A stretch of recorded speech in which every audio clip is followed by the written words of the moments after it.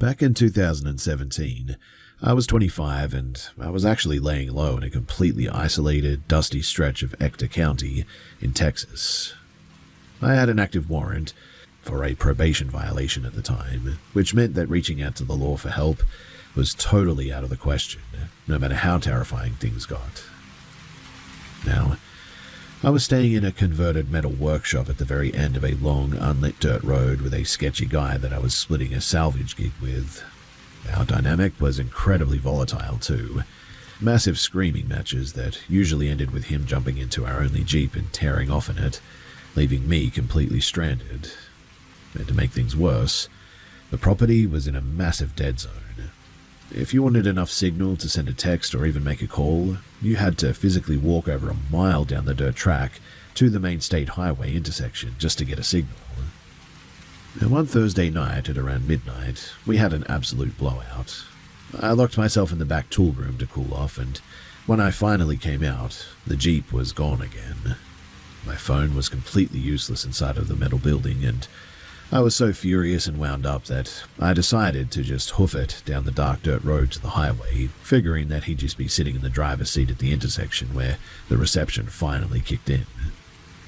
When I hit the asphalt at the edge of the highway, the road was completely dead though, no Jeep.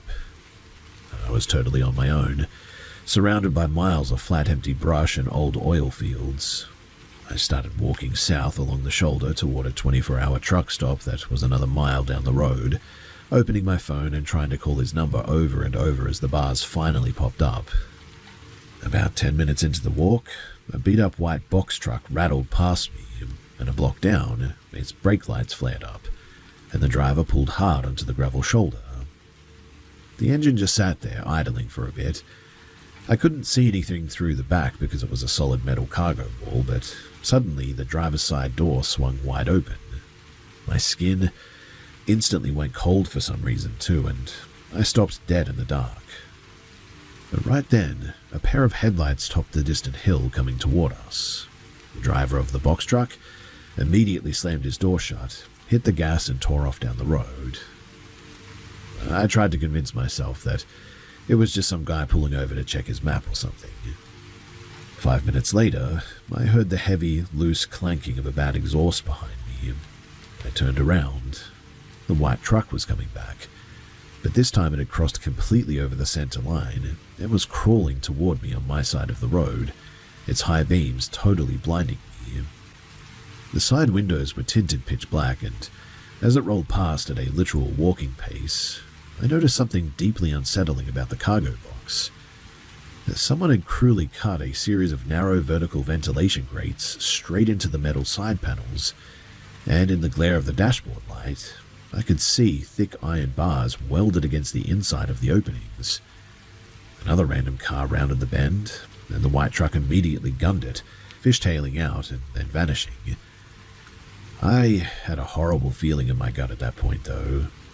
I turned right around and started making a break back toward my dirt road, and sure enough, here comes that clanking exhaust again. The truck passed me, slammed on its brakes 100 yards ahead, and pulled over. In the red glow of the taillights, I got a much better look at the back this time. It had a heavy padlock iron bar running completely across the rear roll-up door, locking it from the outside, it seemed. The driver's door popped open again, just a few inches. The guy inside was sitting there, waiting for me to walk up into the shadows. And like clockwork, the rumble of an oncoming semi-truck echoed down the road, and the white truck pulled its door shut and sped away again. My roommate still isn't answering any of my texts. I finally got near the mouth of the private dirt road that led back to the workshop, but right then, I saw the white truck making a U-turn under a distant oil rig light. I deliberately walked right past my turnoff and kept going straight down the highway. I knew the second that I turned into that private dirt road, I would lose my signal completely, and there would be absolutely zero traffic to scare this guy off. I pulled my phone out, held it flat against my chest, and started snapping frantic, blurry photos of the truck as it came back around. I texted the pictures to my best friend in Austin with the message, "If I don't check in tomorrow, show the cops this truck." The truck accelerated past me again, probably because the driver saw the glowing screen. I used that small window of time to call my friend. I told him to stay on the line with me no matter what, explaining that some freak in a modified box truck was stalking me on the highway. I turned back around and I ran for the hidden dirt road, thinking the phone had finally spooked him. The exact second that my boots hit the dirt incline, the white truck roared back around to the highway bend. I didn't think. I just sprinted up the steep dirt hill faster than I ever have in my life, veering straight off the path and diving headfirst into a thick patch of mesquite brush and cacti. From the shadows, I watched the yellow headlights of the truck slowly roll past my hiding spot, continuing straight up the road toward our workshop. I kept moving through the dark brush, tracking the road by the glow of his headlights. The night was dead silent, except for the old engine. I heard him turning around in our gravel yard before I even saw him, too. I threw myself down behind a rusted piece of old machinery, pressing myself into the dirt. The white truck crept back down the hill, going about 5 miles an hour. The driver's side window was completely rolled down now, though I couldn't make out a face in the pitch black. Once the red taillights faded down the hill, I scrambled out of the brush and made a frantic break for the metal barn, but the noise, it returned. He was coming back again.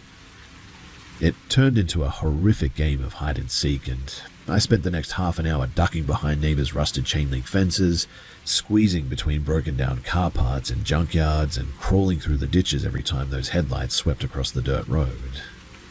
I finally slipped through the back door of the workshop, though, drenched in sweat and shaking so hard that I could barely breathe. My roommate, he still wasn't home, though. I sat on the concrete floor with the lights off, the phone pressed to my ear, listening to my friend talk to me from about 2 hours away.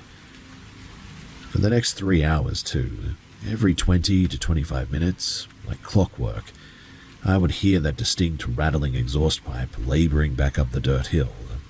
The guy was completely relentless, circling that dead-end road over and over in the dark, looking for where I had vanished. My friend finally arrived at the property around 4 in the morning, after driving like an absolute maniac from the city, apparently. My roommate, though, didn't roll back into the yard until nearly 5:30 in the morning, completely oblivious, only checking his phone after the sun had started coming up. I packed my bags and I left that property 3 days later and never went back to that county. I don't know who that man was or who he was planning to lock behind those iron bars, but knowing that I couldn't call for help made that night the most helpless and terrifying experience of my life.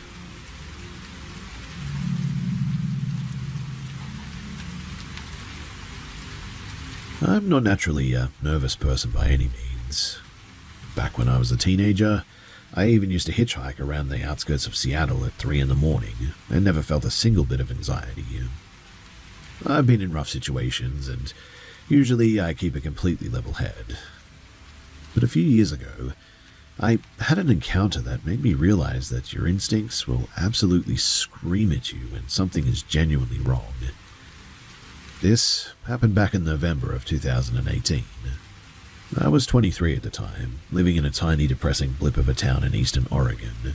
The main feature of the area was a massive state penitentiary, located just down the highway, in fact, so the whole town always had this weird sort of lockdown energy to it. My car had been broken into and totaled by joyriders the week before, so I was desperately looking for a cheap replacement on OfferUp. I found an old Chevy truck for $900 cash, but I didn't have a ride to a bank, so my only option was to walk to the 24-hour Chevron station, about a half a mile away, to hit the ATM. It was a Tuesday night, well past 11, and the streets were totally deserted. The walk was incredibly unsettling too. The sidewalk was lined with these massive, thick bramble bushes, and the shadows were playing tricks on my eyes a bit. I had this intense crawling sensation on the back of my neck, like I was being tracked as well, so I actually stepped off the curb and started walking right down the center of the asphalt, just to keep 20 feet of open space between myself and the hedges. I eventually made it to the gas station, though, used the machine to pull out my daily limit of $500, and then had to awkwardly hang around the chip aisle until midnight passed so the system would reset and let me draw the $400 that I needed. Once I had the cash hidden in my boot, though, I grabbed a soda and I started the trek back home. I was nearing the same dark stretch of overgrown bushes when a shape appeared under the far streetlight, walking in my direction. As the distance closed between us, my brain struggled to process what I was actually looking at. The guy was huge, at least 6'4", broad-shouldered and wearing a heavy canvas duster coat. But his face was completely covered by a vintage rubber military gas mask with those massive insect-like glass lenses and the heavy filter snout sticking out of the jaw. Every single alarm bell in my head went off. My breath caught in my throat and my legs felt heavy. I immediately drifted across the street, putting the entire width of the road between us, my eyes practically glued to this guy. He didn't even acknowledge me, though. He kept his head completely locked straight ahead, his arms hanging totally limp at his sides, just marching at a steady, rhythmic pace down the opposite sidewalk. The only sound in the entire neighborhood was the sort of wet, metallic hiss or click of his breath passing through the rubber valves of the mask that he was wearing. It was the most unnatural thing that I have ever really witnessed. Anyway, we passed each other and I kept walking for about another block, but the silence behind me was way too loud. I had this desperate, frantic need to know where he was, I think, and so I stopped and looked back over my shoulder. The guy, he had spun around on his heel and was standing dead still in the middle of the empty street. He was completely rigid, arms pinned to his sides, just staring through those hollow glass goggles directly at me. He looked like a mannequin dropped in the middle of the road. My brain then just cleared out all logic. I didn't care how stupid I looked. I turned and I ran the remaining 2 blocks to my house at a full sprint, practically throwing my weight against the front door to lock it behind me. But the real panic set in about an hour later, long after I'd locked myself inside. You see, I was sitting in my living room floor trying to calm down when my phone completely lost its network connection. And at that exact same second, the old analog battery-powered clock on my wall began ticking sort of backward, the hands jerking erratically against the glass and behaving really weirdly.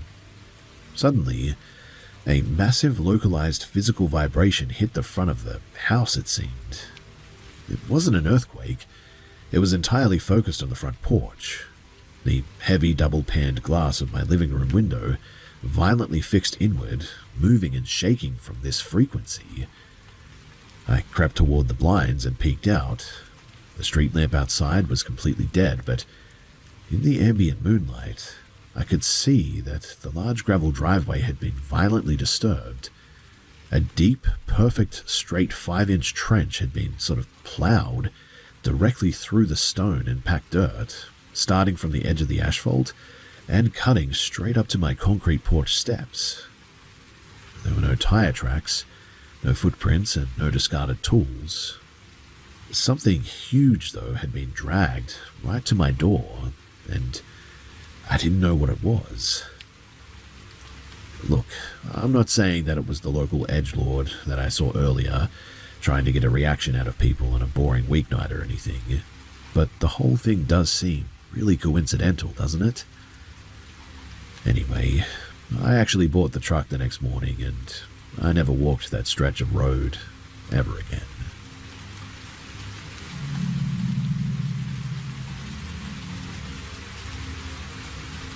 I'm actually sharing this from a sleeping bag on the floor of my uncle's basement right now because I'm completely terrified and, quite honestly, a little bit disappointed with myself. I made some incredibly stupid choices over the last few days, but I was so broke and stressed out about getting evicted that my brain just stopped working right. I needed cash fast, and that desperation made me the perfect target for a freak who knew exactly how to play me.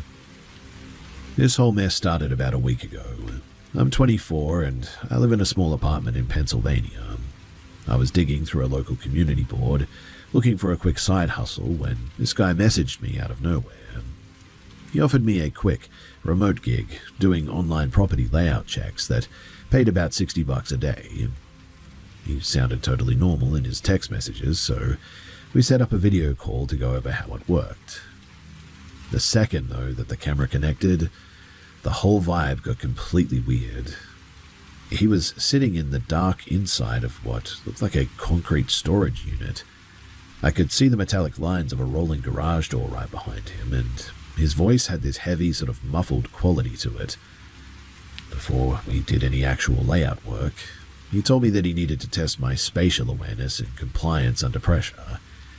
He told me to grab a thick black Sharpie, go over to my bedroom wall, and start defacing my own personal photos and calendars, drawing big X's over the faces while staying on the camera.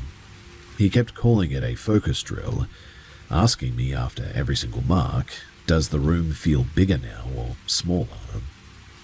I know how completely brainless that sounds, but last winter, some random person on a gig app paid me $200 just to film myself organizing a toolbox in alphabetical order for some weird student art film. So my brain just rationalized this as another eccentric internet thing. I avoided marking up anything irreplaceable, but the whole thing felt incredibly wrong, and this heavy, sort of sickening feeling started crawling up my spine. While I was drawing on the wall, his camera angle shifted slightly, and I saw that the floor of his space was completely covered in stacks of handwritten notebooks, with printed out social media photos of local college students taped to the covers or something like that. He was sitting there dead-eyeing me through the screen, though, completely motionless. Eventually, I started moving too slow because I was getting so sketched out, and the second that I paused, his tone completely flipped. He barked at me to grow up, told me that I blew the assignment, and slammed the call shut. The next morning, though, is when things got really bad. You see, he started texting my phone like nothing had happened, trying to chat casually. He brought up local spots right near me, like the Unimart down the hill, and then he brought up the old concrete coal breakers out in the woods. If you're not from this part of Pennsylvania, then you probably wouldn't know, but those abandoned structures are notorious for being dangerous places where even some bodies have been dumped over the years. And it is right down the road from my apartment, unfortunately. Now, I realized with absolute certainty that this was not a job. It was a predator who had just spent an hour recording me on a video. I had stupidly given him way too much information during our initial chat, including the fact that my parents live right behind the old brick diner on Route 11. My parents actually left last week for a long trip too, so their house is completely empty right now, which makes this whole thing even worse, but he started hounding me to meet up in person, saying that we could take a drive out by the railroad tracks, or he could just drop me by my place since he lived just around the corner anyway. I've blocked him on everything and deleted my accounts, but I haven't slept in like 2 days either. Every time that a car slows down outside of my uncle's house, my chest tightens up so bad that I can barely breathe. And really, I just sort of need to know how easily someone could track me down within my neighborhood, and what practical steps I could take to completely drop off this guy's radar.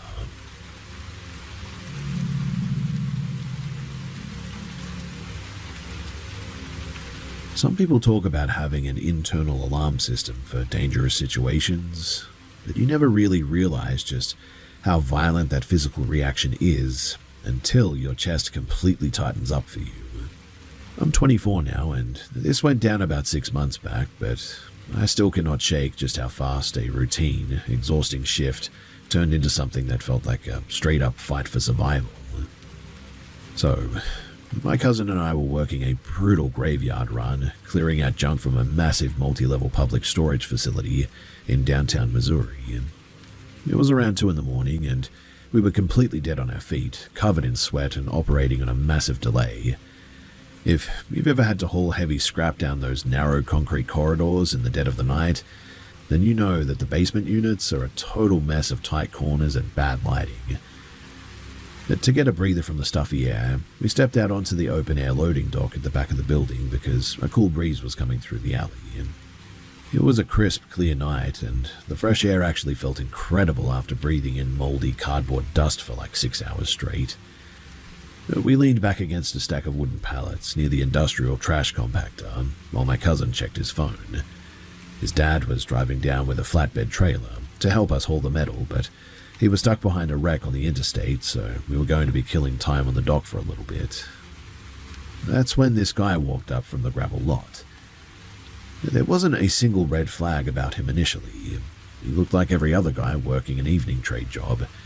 Clean cut, heavy canvas work shirt, thick leather tool belt, and wireless earbuds firmly in his ears. He looked totally normal, to be honest, except for maybe the fact that his work boots were completely pristine, without a single scuff or a speck of dust on them, which was barely noticeable at first glance, but he stopped a few feet away and nodded at my cousin. "Hey man, those are really solid steel-toed boots. What brand are they?" My cousin smiled, wiped the sweat from his forehead, and told him. Then the guy shifted his eyes to me, checking out my heavy canvas work trousers. "Yours look pretty tough too. Perfect for tearing down old drywall, huh?" I gave him a standard polite response. "Yeah, thick canvas is the only way to avoid getting cut up by rusty nails out here. Nice leather rig you've got on too." The guy cracked a very thin, hollow smile and said, "Yeah, I'm sure you really think that." The delivery of that was weirdly sarcastic, but I just figured that he had a dry, cynical sense of humor about manual labor or something. We kept up the casual, tired small talk for another minute or so. He asked us what specific unit number we were clearing out, and we told him that we were working on the abandoned lockers near the freight elevator. And the second that we mentioned the elevator, his face sort of tightened up. He started rambling about the security layout of the facility, but his tone got incredibly bitter and sort of intense. He muttered something about how locks are completely pointless when people are careless, and how none of the property in these lockers actually belongs to the people who leave it behind. We just sort of nodded along politely, trying to be decent to a guy who clearly was having a bit of a rough night. Then, the entire vibe completely shifted. Now, I cannot give you a logical, scientific explanation for what happened next, but the atmosphere on that concrete dock just changed in a split second. A wave of intense heat rushed up my neck, and the hair on my arm stood completely on end. It wasn't standard social anxiety. It was a primitive alarm going off in the center of my chest. The guy's face didn't twist into a scowl or anything, and his voice didn't rise. He kept talking at the exact same volume, but the expression in his eyes went completely dead. He was looking at the two of us the way that a predator looks at a target. There was this sudden, terrifying undercurrent of absolute malice and rage behind his eyes that had been completely hidden a second ago. While he was talking, his eyes shifted away from us for a split second, and he reached into his leather pouch, pulling out a heavy, blunt iron framing hammer. He didn't wave it around or swing it or anything. He just casually started tapping the solid steel head of the hammer directly against his own palm, seemingly bruising his skin over and over again, without looking down. He was just dead-eyeing us the whole time, his lower body completely frozen. My eyes darted to his tool belt at this point. He didn't have any actual construction supplies. No nails, no tape measure, no pencil. He just had that single heavy hammer, which was incredibly bizarre for somebody who claimed he was on site to fix a broken roll-up door. Then, right in the middle of a sentence about locker dimensions, he casually dropped, "I don't actually have a work order for this building tonight." Hearing me say that probably does not sound like a threat at all, but standing on that isolated concrete dock with him, my instincts were screaming that this person was completely unstable and highly dangerous. My cousin is one of those incredibly nice, oblivious guys who gets totally sucked into conversations and misses social cues all the time, and I knew that I had to break the connection immediately before the guy decided to act on whatever was brewing in his head. I didn't want to make a scene or show him that I was terrified, because I felt like any sudden movement would trigger a physical reaction, but I sort of slowly backed away, keeping my voice totally flat. Hey, my stomach is turning from that cheap vending machine coffee. I need to run back inside the front office break room real quick, okay? The guy's head snapped toward me, his eyes boring into my face practically. Oh, the office, huh? I didn't answer. I just walked through the heavy metal fire door, grabbed my cousin's sleeve, and pulled him hard toward the freight elevator. The second that the heavy iron gate slammed shut, I hit the button for the main lobby and pulled out my phone. My voice was cracking from the adrenaline. Hey, we need to call the supervisor right now. Get to the front gate. Do not go back down to the loading bay, okay? Through the echoing shaft of the elevator, I could now hear the guy's heavy boots walking up to the door on the floor above, his voice loud and entirely unbothered. Where did your friend go? Tell him to come back down here. We were having a good chat about the lockers. My cousin finally realized that something was really wrong with this guy, his face going pale as he kept his cool. Actually, we gotta wrap up the inventory. Have a good night, man. The guy let out a low, mocking laugh that echoed down the concrete hallway, clear as day. Yeah, I'm sure you really mean that. A minute later, we burst through the main lobby doors into the well-lit front parking lot. The sheer relief that hit my lungs made me dizzy. And before I could even start explaining why I panicked, my cousin grabbed my arm and looked back through the reinforced glass doors and said, No, you don't have to say anything. That guy was completely unhinged. I felt it too. We hid inside the locked security office until his dad's truck finally pulled up to the outer gate. The second that we ran out, threw our gear into the flatbed and climbed into the cab, his dad turned around, asking why we looked like we'd seen a ghost. I tried to explain what had just happened on the loading dock, my words sort of jumbling together a bit, my hand still shaking from the shock of it. But as the story came out of my mouth, it sounded totally pathetic. I mean, the guy hadn't swung the hammer at us. He had not explicitly threatened us or anything. He hadn't even insulted us. I mean, on paper, it was just a slightly awkward, sort of creepy conversation with a stranger in a storage facility, I guess. And yet, I have never in my entire life felt that level of pure, instinctual terror before. We drove out of the commercial facility loop, and as the truck accelerated onto the main avenue, we passed the perimeter fence of the back alley.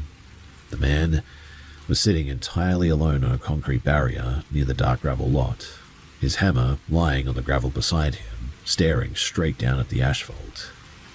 He didn't look up as our truck roared past, but watching his shape shrink in the side mirror, I knew then with every fiber of my being that we had just walked away from something terrible.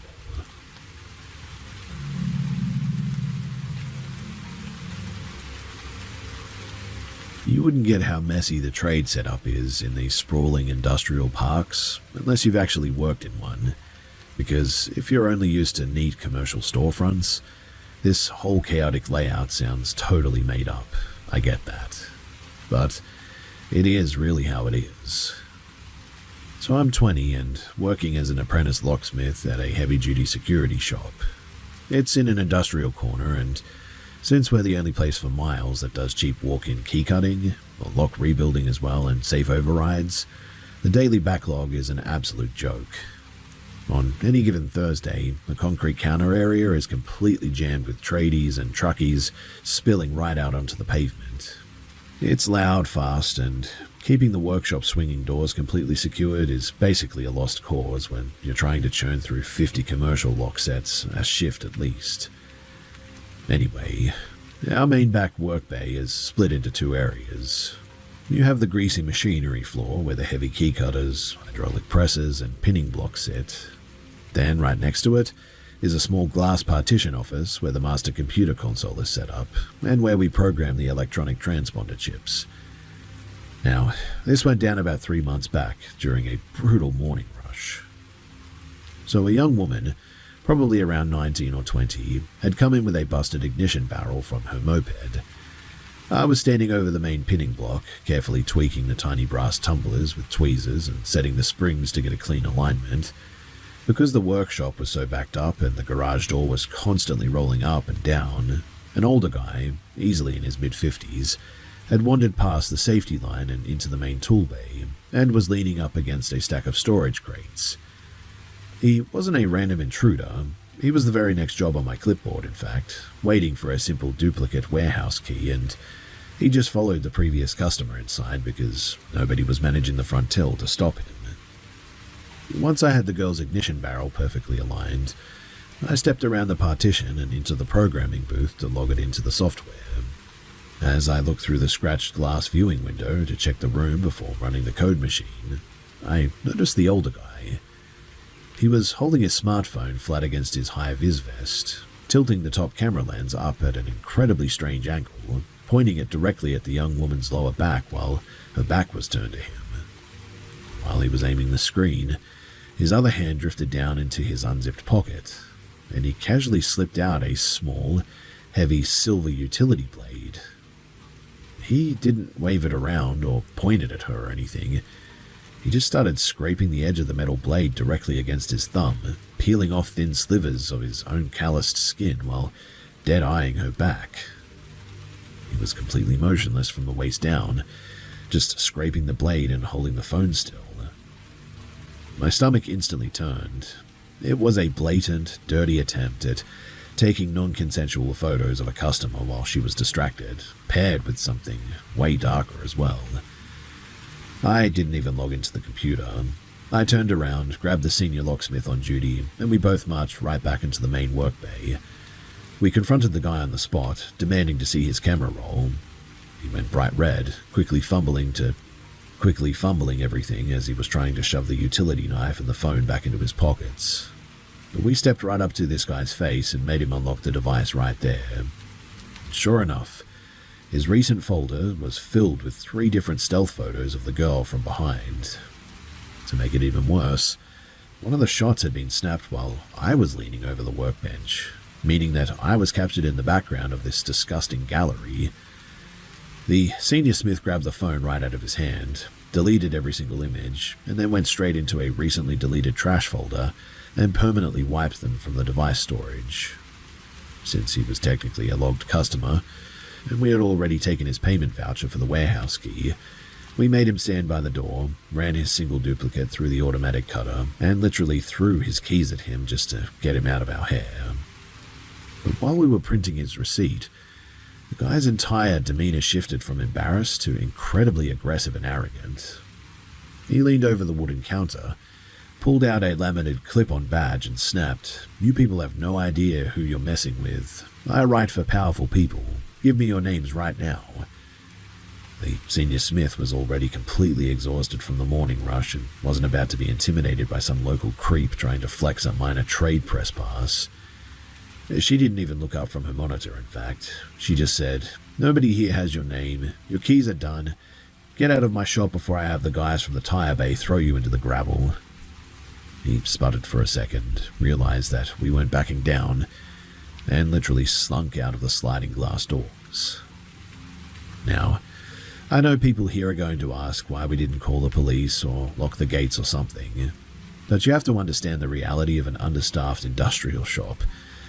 We had 3 couriers waiting with pallets in the alley, an emergency commercial lockout call-out coming through the radio, and 0 budget for security guards. We caught him, we physically destroyed the files, and we protected the girl's privacy instantly. Standing around waiting 2 hours for a van to show up over a misdemeanor phone offense just really isn't viable when the backlog is building out into the street, literally. But I will say this. The whole thing left me feeling incredibly dirty for the rest of the week. People came to the trade house just trying to get their everyday gear sorted, and to use that environment to secretly photograph someone who is trying to get a lock fixed is a level of depravity that I really hope that I never have to witness again.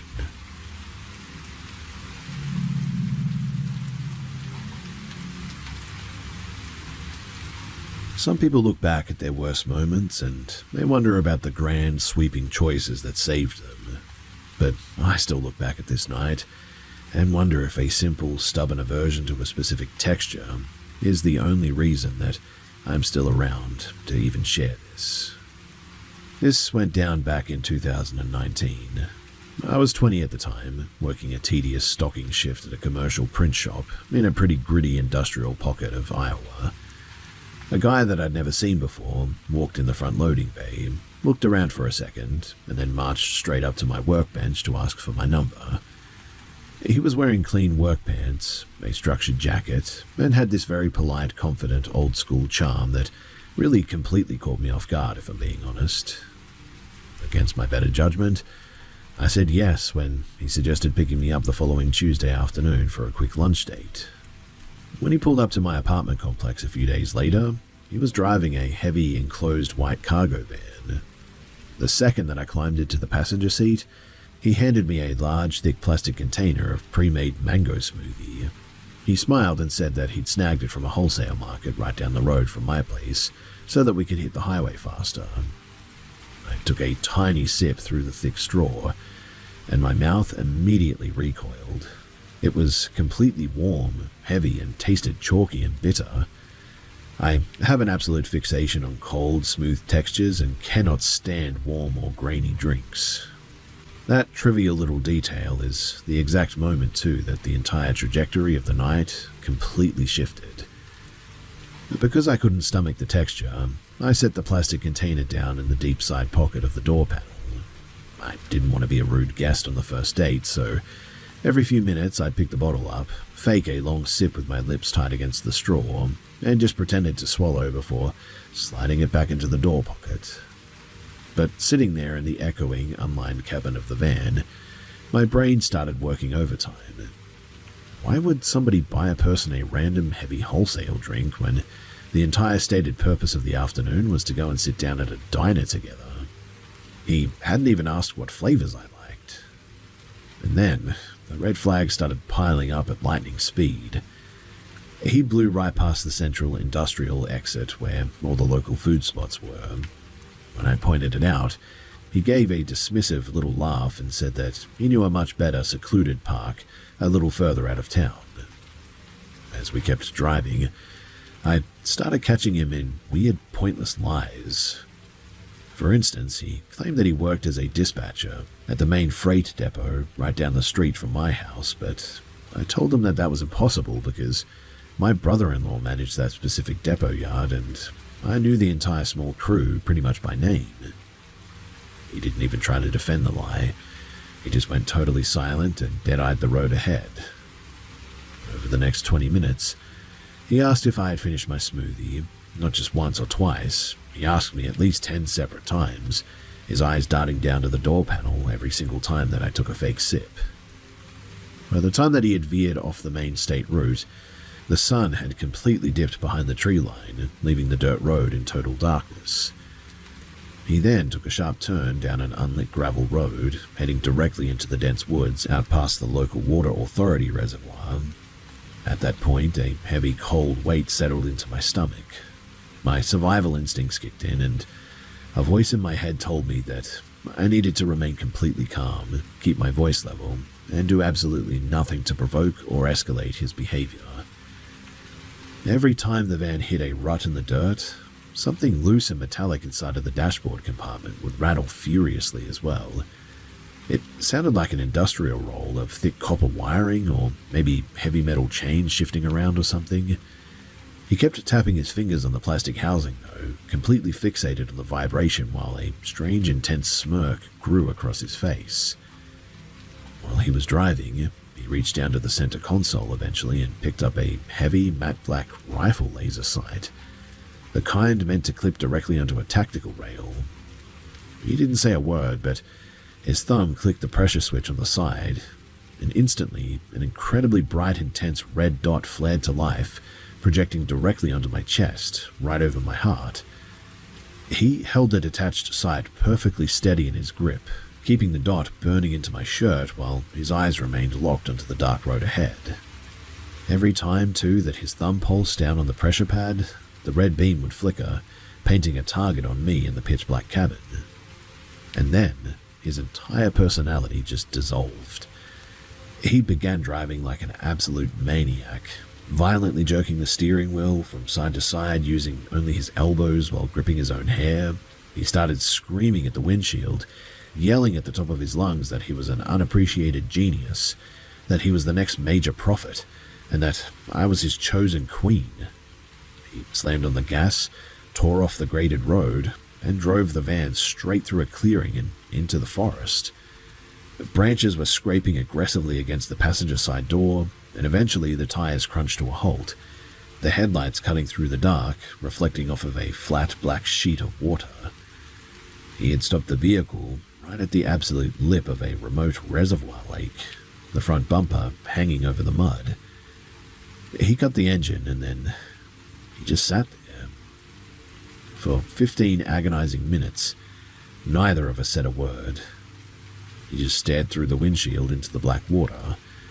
The air inside the cabin felt thick, hot, and suffocating. It felt exactly like he was waiting for something to happen, or waiting for me to lose consciousness from whatever was mixed into that warm, chalky bottle.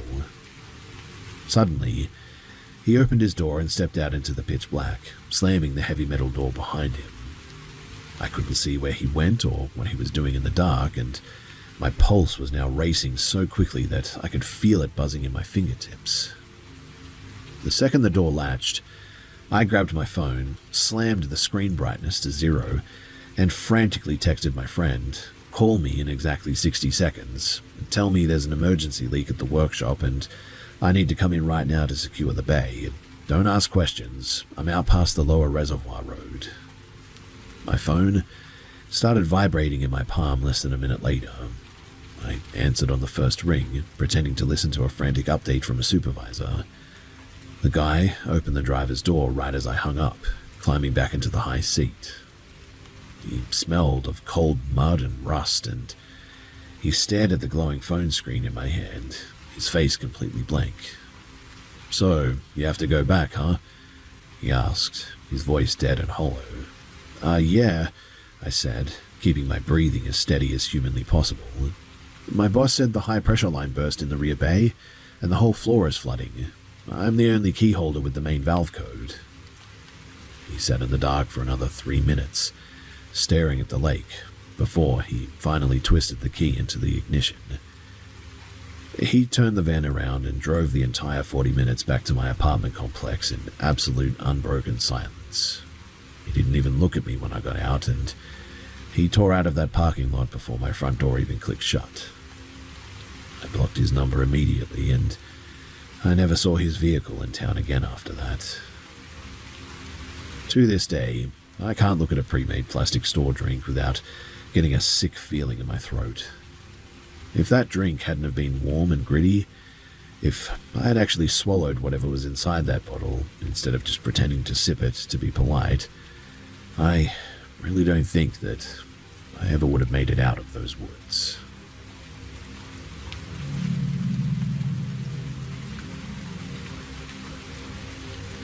My partner and I currently live above and manage a historic coaching inn nestled in a rural pocket of Gloucestershire, UK.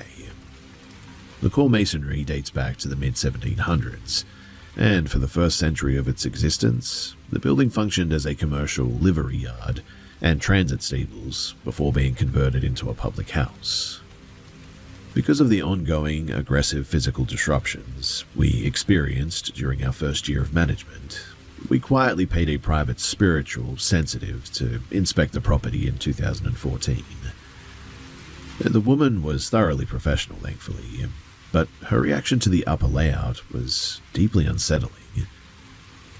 The first floor function room is a massive 15-foot-high hall dominated by exposed original oak stable beams that local parish records indicate were used for makeshift judicial executions during the agricultural riots of the 1830s. The sensitive claimed the room acted as a dense, unmapped transit corridor for multiple historic currents, including the residual consciousness of a young girl, roughly 11 years old, who had perished in the rafters, apparently. However, her reaction to the lower cellar, where we store our commercial beer barrels, was far worse. The moment that her foot hit the bottom stone step, her breathing became entirely shallow. She refused to stay inside of the room for more than 60 seconds, claiming that the space harbored a severely hostile, non-human compression of energy that was causing her chest pains. She demanded that we immediately vacate the lower level, in fact. At the time, I sort of just shrugged it off as a psychological suggestibility. But over the last decade, the building's structural anomalies have become entirely, well, normal. So my partner and several regular patrons have frequently reported watching the distinct silhouettes of an elderly couple sitting at the far end of the Oak Bar during off-peak hours, only for the space to be entirely empty when staff approached to take an order. I never saw the couple myself, but 3 summers ago, I was tending to the hanging baskets in the rear courtyard when I looked up at the darkened window of the locked upper function room.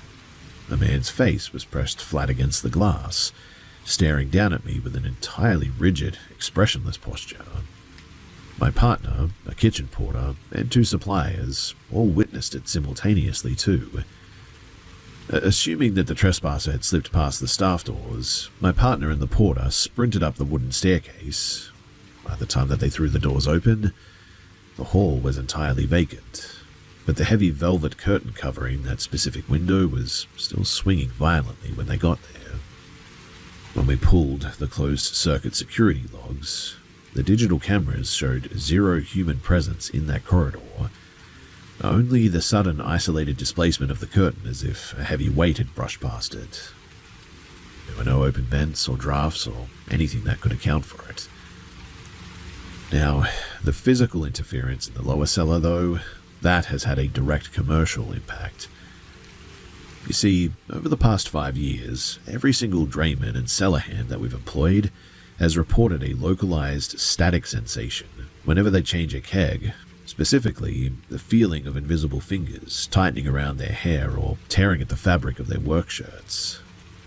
Worse too, for a continuous 3-year period, the building's main industrial fire and burglar alarms would trigger simultaneously at exactly 3:03 a.m. almost every night.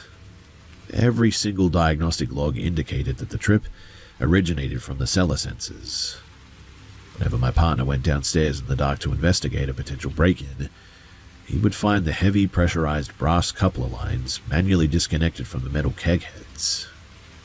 And anyone who works in the trade knows that engaging a commercial keg coupler requires an immense amount of deliberate, downward physical force and a twisting lock mechanism too.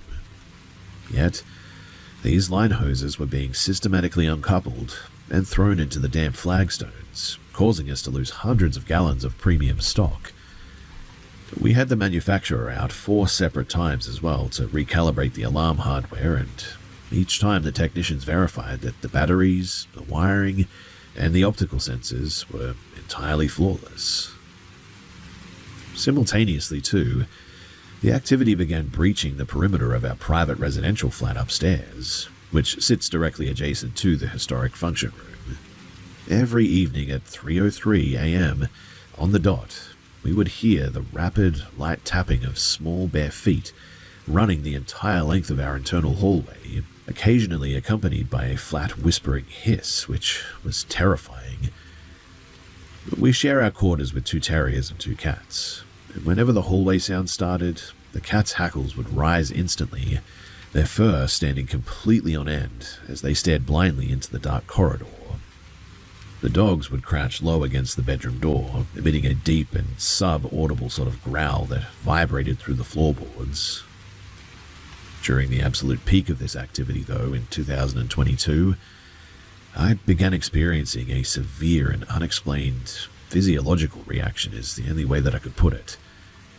Every morning I would wake up covered in deep purple clustered bruises across my torso and inner arms, accompanied by a wave of intense and debilitating nausea. The bruising was so severe as well that my GP admitted me to the regional infirmary for extensive hematology panels, checking me for various aggressive blood conditions and cancers. Over 6 months, I underwent hundreds of blood draws, 5 separate internal scans, you name it. The specialists, though, were just completely baffled. My clotting factors were pristine, my vascular system was entirely healthy, and the hospital officially logged my case as a medical anomaly. The activity experienced a massive decline last year, though, giving us a brief window of just total peace, which was absolutely serene. However, I am currently 20 weeks pregnant, and 3 nights ago, the atmospheric weight returned to the flat. My partner, he was cashing up the tills downstairs when I heard 2 distinct heavy female coughs originate from the empty armchair in our private living room. The dogs instantly whipped their heads towards the empty chair, their ears pinned back. And since that night, there's this constant feeling that I'm being watched. My own mother completely refuses to spend the night in our guest room as well because she develops an instant, blinding migraine the moment that she sits down, claiming that the air feels occupied. Last summer, a temporary relief manager stayed in that same spare room for 2 weeks. She woke up on her 3rd morning with 3 deep parallel vertical scratch marks tracking down her left shoulder blade. The bedroom door, it's been deadbolted from the inside, and our animals were locked in our master bedroom all night. I'm terrified that this hostile energy is re-anchoring itself to the layout precisely because of my pregnancy.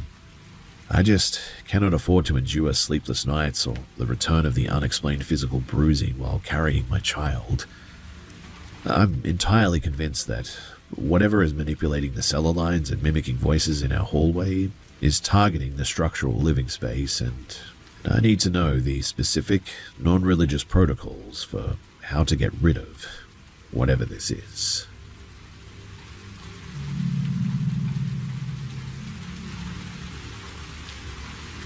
This happened back in 2018 when I was 23 years old. At the time, I was living full-time with my grandfather in his ground floor condominium unit in a quiet forested suburb of Alberta. The suite, it sat at the very back of the complex, facing a dense unlit belt of pine trees. On this particular weekend, my 14-year-old sister and my 4-year-old brother, they were staying over so that I could look after them while my mother was away. My partner, who was 24 as well, was also hanging out with us too. It must have been around 8:30, and the evening was entirely normal. We were all gathered in the main living area, which featured a large sliding glass door opening directly onto a concrete patio, and a secondary deep-set picture window looking straight into the tree line. Because it was pitch black outside, we had drawn the heavy fabric vertical blinds across the sliding door, but the smaller picture window by the television, it was still uncovered. We had dragged a double mattress into the center of the room so that the kids could watch a movie at night. My little brother was sitting on the edge of the mattress in just his diaper, right in the middle of changing into his pajamas, and I was standing about 3 feet away, directly aligned with the open glass of the picture window. My partner had literally just stepped out the front door to drive down the block and pick up some takeaway food. The locks on the front door had clicked shut, maybe 30 seconds prior, and then the room just completely transformed. It didn't feel like a spiritual presence or anything, but it felt like a violent mechanical drop in localized pressure. The air was instantly sucked out of the room, causing all of our ears to pop painfully and the ambient sound of the television to go entirely muffled, like we were suddenly underwater. The sensation was so physical too that my 14-year-old sister instantly whipped her head around to look at me, her eyes wide with confusion. In the exact millisecond our eyes locked, my 4-year-old brother stood up perfectly straight on the mattress. The color drained from his face so fast that he turned a sickly translucent gray. He pointed a shaking finger directly at the glass behind my shoulder and began screaming at the absolute top of his lungs. A piercing, frantic shriek of just pure primal survival panic. "Close the lines," is what he said. "It's on glass." My stomach dropped so violently that I felt instantly physically sick. My sister sprinted across the room, grabbing my arm, while my brother continued to scream, hyperventilating so hard that his chest was heaving. Neither my sister nor I could see anything through the black pain, but the sheer terror radiating from a 4-year-old made me lunge forward and violently rip the cord to drop the blinds over the window. The moment, too, that the plastic slats snapped shut, it was like everything began to move in slow motion. My peripheral vision blurred, and a thick dreamlike sort of detachment settled over my brain. It felt like trying to sprint through deep water. We were holding my brother, trying to muffle his crying, when his eyes darted toward the seam of the closed vertical blinds. He began kicking his legs, screaming even louder, saying it didn't stop. Panicking, I scooped him up under my arm and ran toward the sliding glass patio door, my sister clinging to the back of my shirt. I completely lost my head, if I'm being honest. I didn't want to be trapped in that compressed living room, so I yanked the sliding door open, tore through the outdoor vertical blinds, and burst out into the concrete patio into the freezing night air. At the moment, too, that we hit the outdoor air, the pressure returned to normal. My brother's hyperventilation slowed down for a brief second. His breathing became less labored as he buried his face into my neck. But the slow-motion, detached sensation hadn't left my head yet. I was standing on the dark patio, looking at the silent pine trees, when my brother stiffened again. He slowly turned his head toward the empty brick wall of the condo, just 2 feet to our left. His voice dropped into a terrifying flat whimper. "Next to us," is what he said. I nearly passed out from the sheer spike of adrenaline, and I didn't even look at the wall. I turned around, carried him up the concrete garden stairs, and ran entirely out to the bright-lit asphalt parking lot at the front of the complex. We collapsed onto the communal concrete steps, all three of us shaking uncontrollably in the cold. Once I could finally control my fingers again, I pulled out my phone to check my partner's location on the tracking app, assuming that they must have been halfway across the neighborhood by now, given how much time I thought had elapsed. When the screen lit up, my brain just experienced what I can only describe as a massive logical glitch. She had only left the house 4 minutes ago. Her car icon was idling at the traffic light just 3 blocks down the street. The entire ordeal, running through the flat, the patio escalation, the slow-motion escape, had occurred in a span of less than 3-4 minutes. I called them, though, frantically, my voice cracking as I explained that we were locked out on the front steps and they needed to come back immediately. They were completely confused, repeating that they had just turned the corner and didn't understand how a crisis of that scale could have unfolded in the time that it took them to listen to one song on the radio. We sat on those cold concrete stairs for over half an hour, I think, until they eventually returned with some food, refusing to even look at the front windows of the flat. Now, what makes the memory even more unsettling is our cat. He was an incredibly vocal, territorial indoor cat who usually followed us into every room. During the entire panic inside, he was completely missing.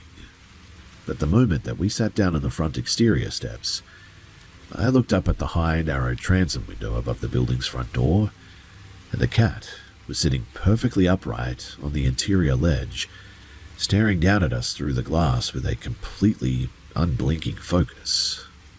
He didn't meow or scratch at the pane. He just watched us with a really eerie stillness.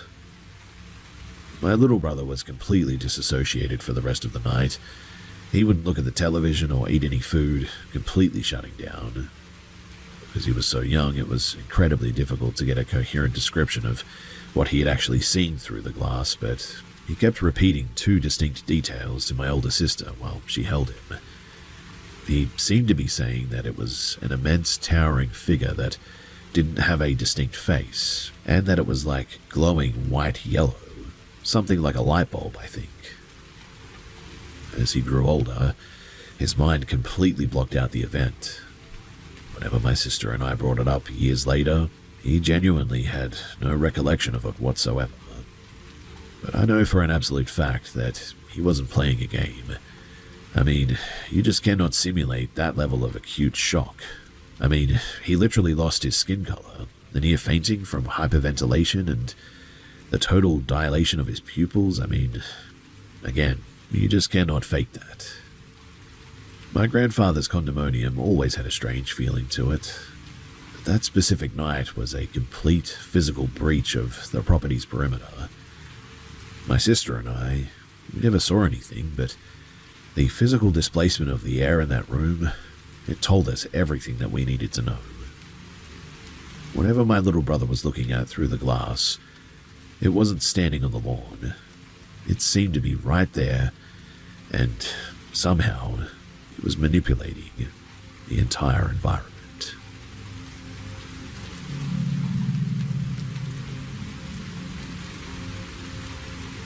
I'm a 28-year-old dental hygienist, and my husband and I currently live in a 4-bedroom suburban house in Berkshire where I was raised. Growing up here, the property felt structurally quiet to me, I guess. I mean, I occasionally heard the settling timber or footsteps on the landing at night, but nothing that really disrupted my routine or gave me second thought. My mother and sister, however, had an entirely different relationship with that layout. Throughout our teenage years, my sister was systematically targeted by, well, an anomaly. Objects would frequently displace themselves from her chest of drawers, and she routinely pointed out geometric distortions in developed family photographs.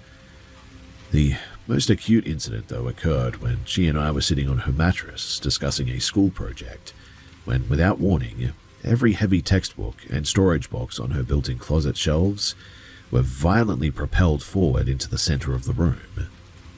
My sister jokingly designated the presence as Alfred, a piece of dark humor that turned incredibly sour when a maternal aunt uncovered parish records indicating our great-great-grandfather, of the same name, had passed away from an aggressive fever in that exact sector of the house. My mother had experiences too. She was plagued by acoustic mimics, I think is what you call them. Specifically the clear, distinct sound of my sister or me calling out her name from empty rooms. The phenomenon was so precise, too, that even my own father, who was an extreme religious skeptic, even he believed it. While he and my mother were preparing dinner in the kitchen one night, both of them froze as my voice clearly echoed down the stairwell, calling out for my mum. But they both knew that night I was at least 40 miles away, spending the weekend at a friend's house and reading.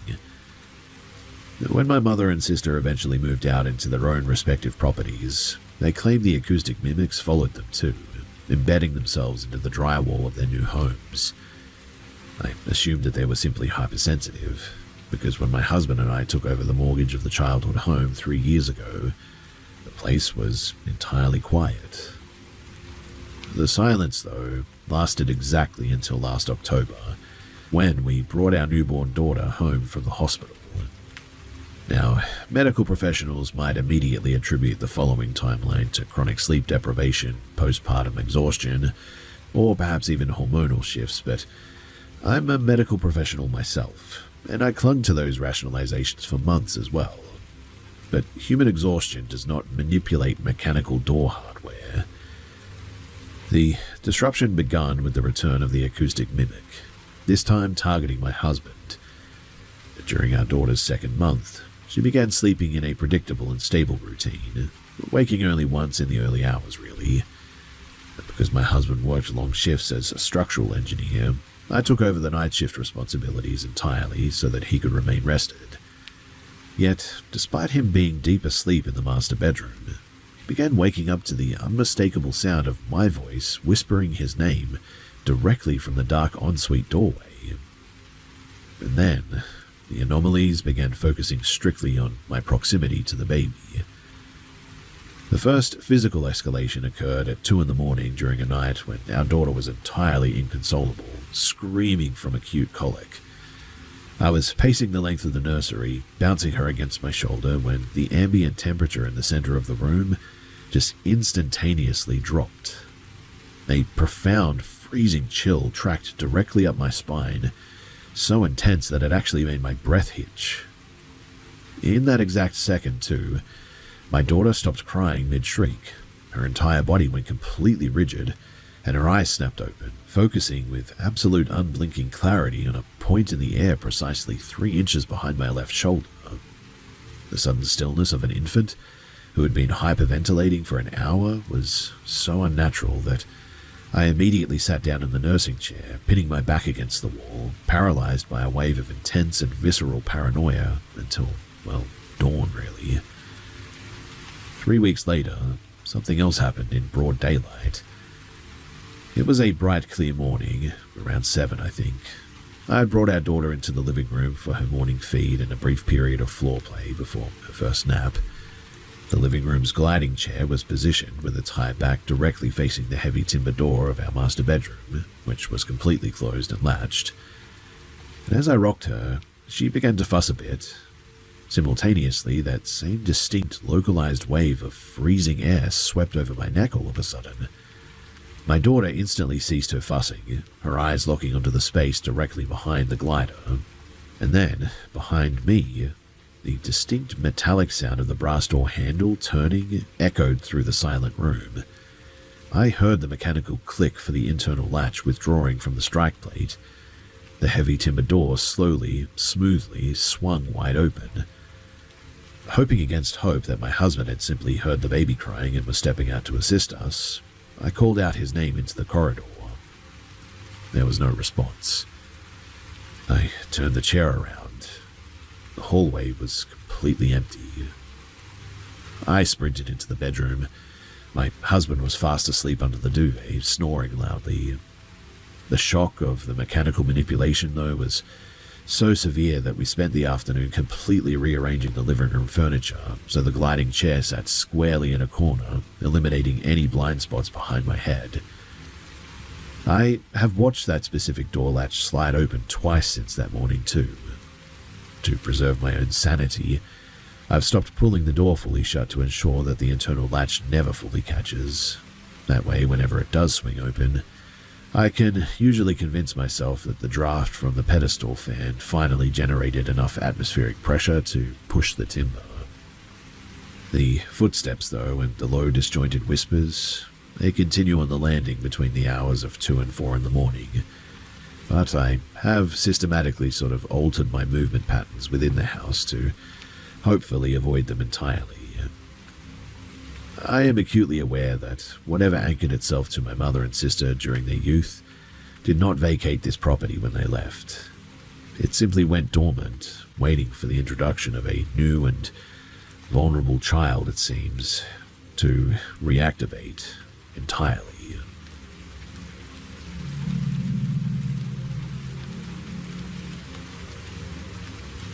I'm 21 and a uni student, living in an old multi-story house in the suburbs of Nottingham. Looking back, my childhood here was full of weird habits that my mum always blamed on night terrors. She used to tell me that she'd find me standing completely stiff in the dark at 3 in the morning, my face just inches from the wall, having full, quiet conversations with the bare plaster. But as I got older, the things happening in the house became impossible to explain. The worst spot has always been the basement. Ever since I was a little kid, I've had a gut-level hatred of going down there. The air always felt incredibly heavy and metallic, enough to make me instantly sick to my stomach every time. Heavy tools and wood scraps left flat on the workbenches will constantly move on their own and thud onto the concrete floor when everything else is completely still. Out of the corner of my eye, I'd always catch these fast, dark shapes darting across the doorway of the boiler room. But whenever I whipped my head around to look, the space was always completely empty. The physical stuff started ramping up, though, when I was a teenager. I was sitting on the living room sofa with a friend one day when I felt a sharp, hard yank on my hair, like somebody had grabbed a few strands and explicitly pulled them upward. I spun around instantly, but the sofa was pushed flat against a solid brick wall.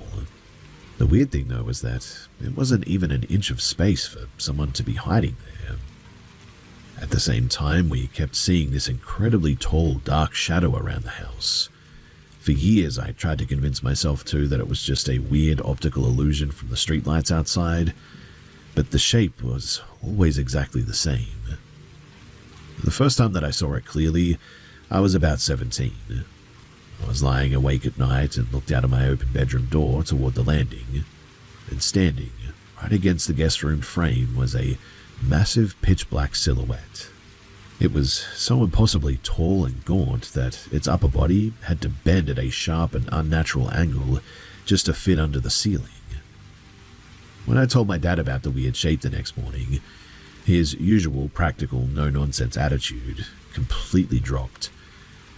He's a total skeptic who doesn't believe in anything paranormal, but even he went totally pale and admitted that he'd seen the exact same giant silhouette in that exact same corridor 3 months earlier. Things started getting a lot more aggressive after that too. One winter night, I walked into my dark bedroom and saw a low, dark shape with what looked like multiple limbs scramble across the carpet. Thinking it was one of our German shepherds, I watched it head straight under the carpet, but the gap between the base of the bed and the floor is less than 6 inches. And I mean, there's just no physical way that a big dog could fit under there. When I called out, both of our dogs came trotting up the stairs from the kitchen downstairs, completely clueless. The scariest thing, though, well, that happened 2 winters ago when my sister and I were home alone, and is why I'm here. She came into the kitchen shaking, and she said that she could hear heavy footsteps on the floorboards right by the bottom of the stairs. I went out into the hallway with her to listen, and the sound was unmistakable. Heavy, solid boots were stomping up the wooden stairs one by one, making the drywall vibrate.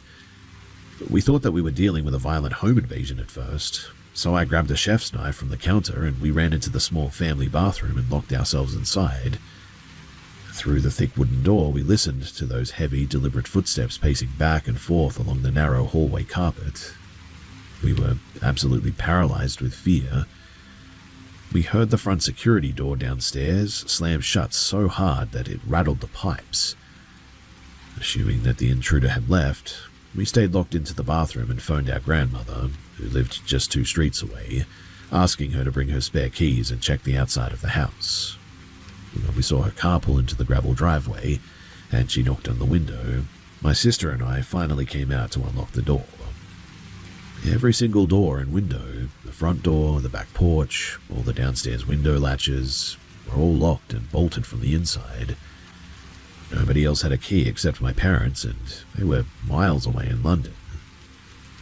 Whatever had marched up those stairs and slammed the door had never actually broken a physical lock to get in or out. The house, it really took a turn for the worse about 3 months ago, though.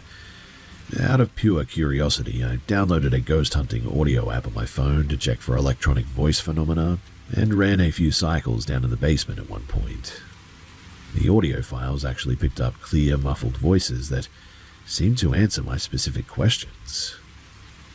Ever since I did that, the whole atmosphere of the house has turned just incredibly hostile. The air feels permanently heavy, and our dogs flat out refuse to step out onto the upstairs landing anymore. 2 nights ago, it finally breached our bedroom too, I think. A friend and I were sitting on the bed when Alexa, from Amazon, on the dresser, suddenly went dead silent. And right then, the heavy power cord was violently yanked sideways straight out of the wall socket and dropped to the floor. In that exact same second, too, the closed bedroom door was thrown inward with a massive bang, like somebody had smashed a heavy shoulder into it. The final straw, though, that happened yesterday afternoon while we were clearing out the old wooden coat closet in the front hallway. Scraped and deeply charred right into the hidden plaster wall behind the coat hooks was a horrific image. It looked like it had been systematically burned into the wall with a high-temperature torch or something. The burn mark showed a small, featureless child tightly clutching an electrical wire, following the line down toward the floorboards. Standing directly behind the child was a second, much larger shape, with long, stretched-out hands wrapped completely around the small figure's neck. The soot residue is completely fresh too, and the smell of the burnt plaster is still leaking out of the closet. We are now actively looking for a new place to live, and whatever has burned itself into the walls of this place isn't staying hidden anymore, and we just don't want to be here.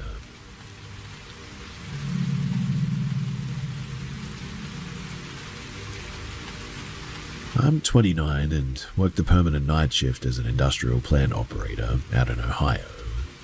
Because of my schedule, my whole routine is completely flipped. I usually wake up at around 5 p.m., run my errands in the evening, and find myself wide awake and restless in the early hours of the morning. To stay in shape, I started walking a big mile-long loop that connects two old Victorian-era cemeteries, sitting directly across a two-lane county road from each other. Because of my shifts, I usually do these walks between 2 in the morning and 4 in the morning. Even though the place is totally isolated, it never really creeped me out. The grounds, they always felt completely quiet and just sort of empty. Anyway, last night was really no different. I got to the fence of the larger cemetery at around 2:30 and I parked my car right against the iron railings, directly opposite the gates of the smaller yard. I started my routine by crossing the road into the smaller cemetery, using a small flashlight to read the old headstones.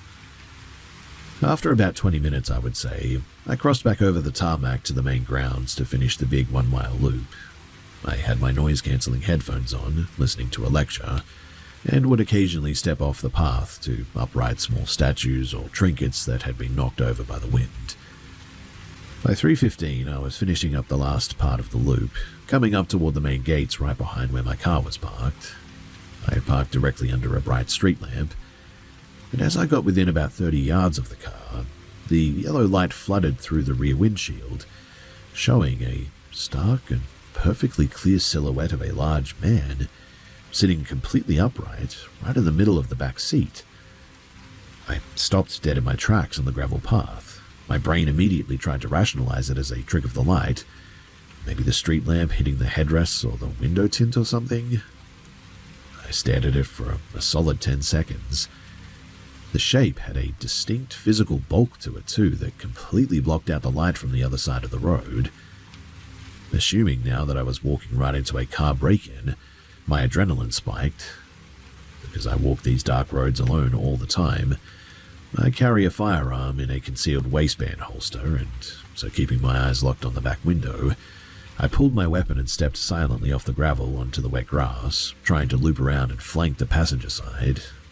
As I shifted angles to get a direct look through the side window, the silhouette's head slowly and smoothly turned right toward me. The movement was really weirdly fluid, without any hesitation. There were no facial features, though, no clear texture, and no reflection from the street lamp.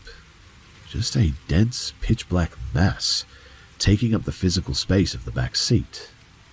I dropped into a low crouch behind a thick granite headstone, using the stone for cover now.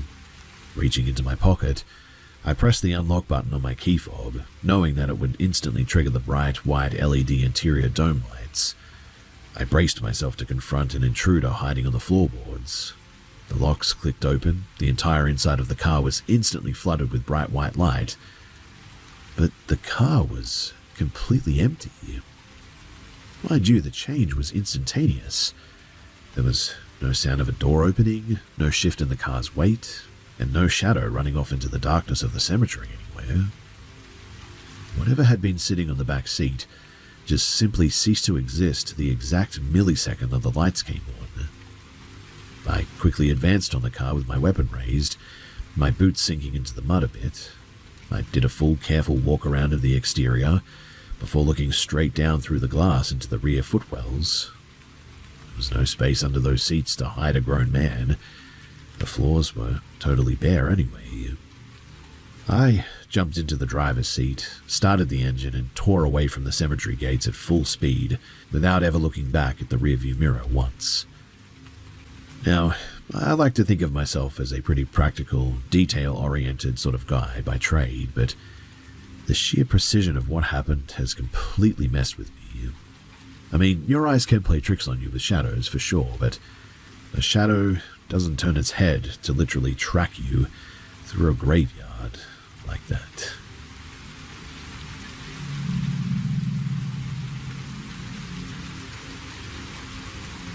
Back in the winter of 2008, when I was 16, my family moved into a pretty damp and drafty apartment. It was a bleak concrete high-rise with the radiators constantly hissing, and the winter sun was setting by 3 in the afternoon in this place.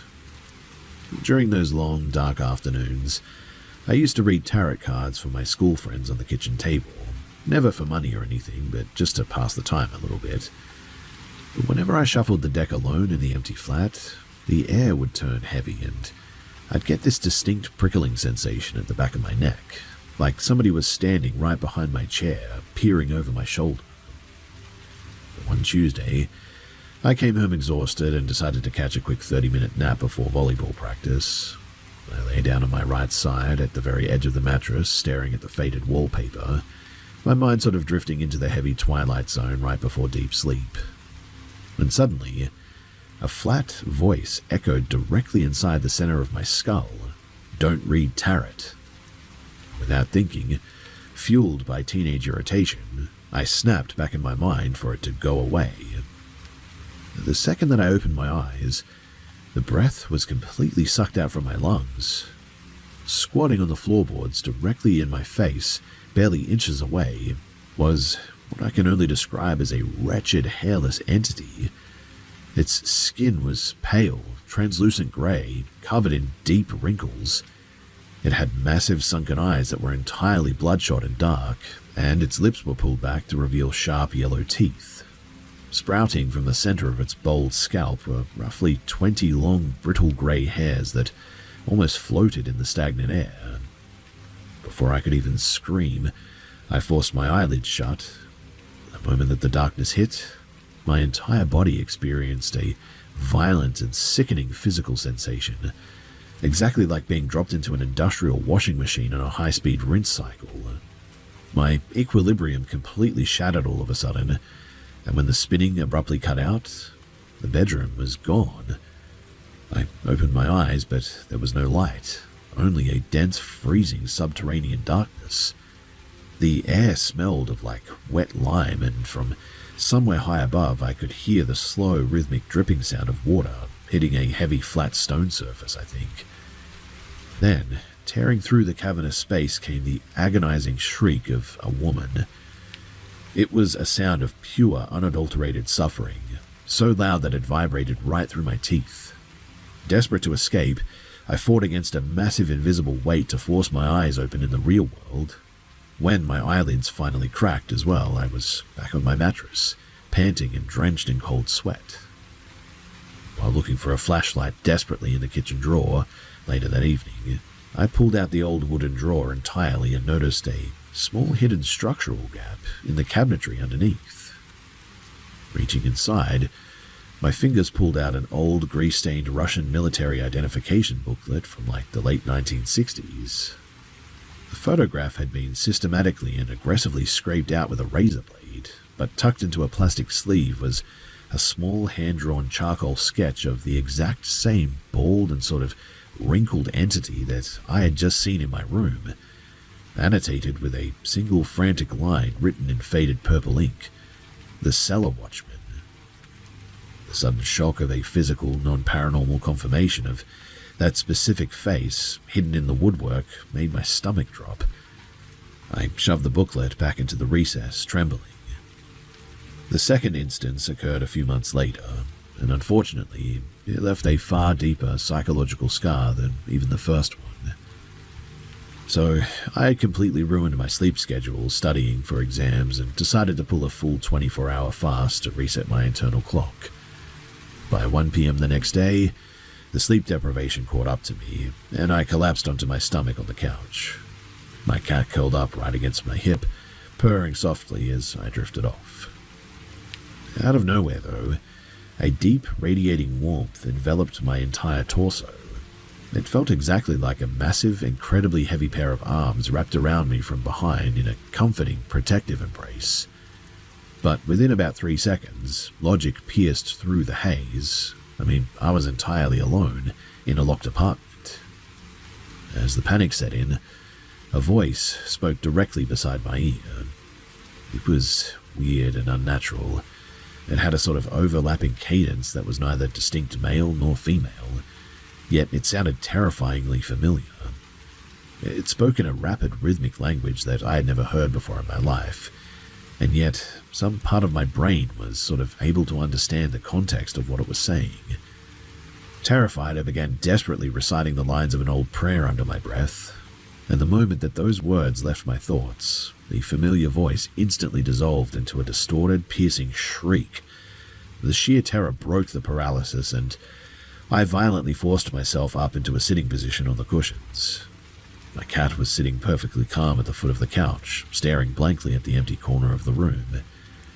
The second that I tried to stand up, my vision completely tunneled out, and I instantly blacked out cold onto the mattress. I woke up some hours later, and I didn't know what had happened. The final and most calculated breach occurred after we broke the lease, though, and moved to a remote ground-floor farm cottage. The cabin was bordered by miles and miles of dense protected timberland, and for the first 2 months, the mountain air actually felt entirely inert. But by late November, things came back, seemingly targeting the rear utility wall almost every night at exactly 11 o'clock. It sounded exactly like a handful of coarse gravel or heavy river dirt was being aggressively hurled from the tree line directly against the external housing of our large cast-iron HVAC compressor. On the night of June 17th, and I remember this, I sat up in the dark kitchen to listen for it myself. Right on the hour the impact came, 3 distinct heavy volleys of gravel rattling against the metal casing.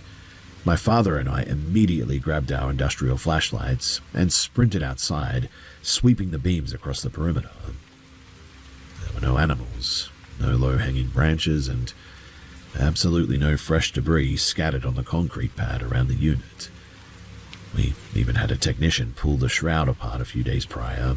The internal fans and the coils were entirely clear, and the casing was structurally sound too. The situation shifted violently 3 days later, though. Around 6 in the morning, while the entire household was still asleep, a massive explosive impact literally detonated against the utility wall. This time it didn't sound like loose gravel, too. It sounded more like a heavy, dense boulder had been launched directly at the metal compressing casing. The shock wave was so severe, too, that the cast-iron housing violently shuddered against the concrete, and the heavy condensation that had pooled onto the internal fins was physically sprayed across the window glass inside. We bolted out the back door in our undershirts, expecting to find a shattered window or a pile of loose rocks or something. But the yard was completely bare. There wasn't a single grain of dirt or a tray pebble on the concrete pad anywhere. But when I knelt down with a flashlight to inspect the metal shroud later that morning, I discovered 3 deep, jagged structural dents driven right into the thick iron plating, something that would require an immense amount of force or energy to do that. I really don't know how something like that even happens, and so, to this day, I still have no explanation for it.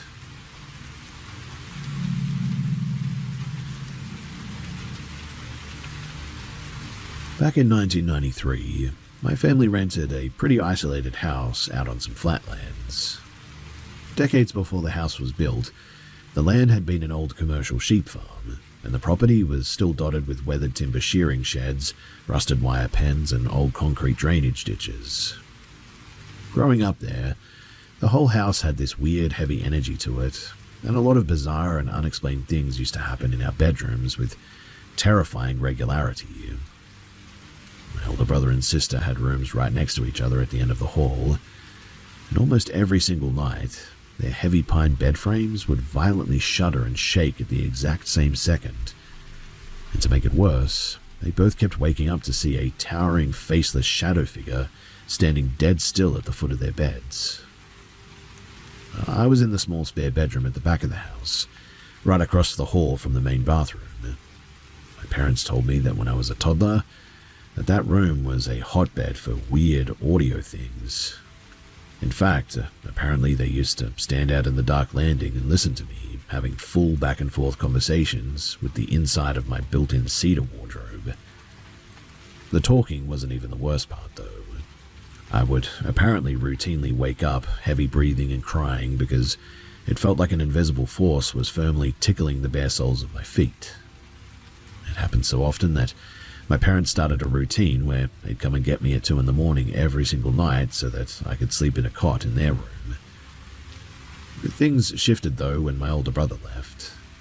My sister moved down into this bigger bedroom in the basement, and I took over her old room right opposite my parents'. The second that original spare bedroom was empty, it started running on its own loop. I would lie awake at night, listening to the locked wardrobe door click open, and the bare iron springs of the empty mattress creaking like something heavy was shifting around on it, and the desktop printer on the desk randomly turning on and cycling its roller in the dark. We had a heavy farm cat as well, but there's no way that a cat had the weight to compress those old iron mattress springs like that. Just no way. The escalation, though, happened during a brutal summer thunderstorm one day. A lightning strike blew out the local transformer, plunging the entire house into pitch black darkness. While I was dead asleep, I ended up sleepwalking that night. My mum woke up to the sound of me screaming for her from across the hall, and when she ran out into the landing with a flashlight, she found me trapped in a bizarre and sort of mindless loop. I was marching straight into the closed doors of the empty spare room's wardrobe, back up 2 steps and then throwing my entire weight against the wooden frame again and again. The exact second that my mum grabbed my shoulders to snap me out of it, the power suddenly kicked back on, flooding the hallway with bright light. And in that split second, I remember sort of waking up all of a sudden. I looked past her shoulder into the empty spare room, and a young boy, totally pale and wearing old-fashioned mid-century work clothes, was standing right in the doorway. He made a slow and deliberate come here sort of gesture with his hand before he just vanished after I blinked. The winter that my grandmother came to stay for the weekend and slept in that spare room, the next morning, she stormed into the kitchen completely furious and confronted my father. "Why did you come into my room and wake me up at dawn?" she demanded. My dad was totally bewildered and told her that he hadn't gone anywhere near her room. My grandmother thought that he was playing a sick joke and laid out exactly what had happened. She said that a man with my dad's exact build, height, and hair had stepped right out of the wardrobe. He walked to the bottom of the bed and forcefully grabbed her big toe to wake her up. When she asked what he wanted, the figure replied in a flat and sort of monotone voice, "You need to assist with the yard maintenance." It was the middle of January and the yard was buried under 3 feet of packed snow. The figure then just sort of turned around, walked back into the wardrobe, and the latch clicked shut. The final thing that happened, though, was when my mum and I both caught a brutal winter flu one day. To keep my dad from catching it before his shifts at the manufacturing plant that he worked at, my mother and I moved into the spare bedroom to isolate a little bit. In the early hours of the morning, I woke up to that exact same terrifying feeling from my childhood, invisible fingers aggressively tickling my feet, followed by the distinct weight of a human body settling down into the mattress right next to me. At first, thinking that my mother was shifting over to comfort me, I rolled around to face her. The space beside me, though, was completely empty. Through the open bedroom door, I could see the bathroom light shining into the landing too, and my mother was standing at the sink across the hall, pouring a glass of water for herself. When I asked her why she had reached under the covers to touch my feet, she stopped, turned around, and looked at me with just pure terror. Whatever was living inside of that house wasn't just a random echo. It was actively mimicking our voices and shapes to seemingly get close to us while we were sleeping.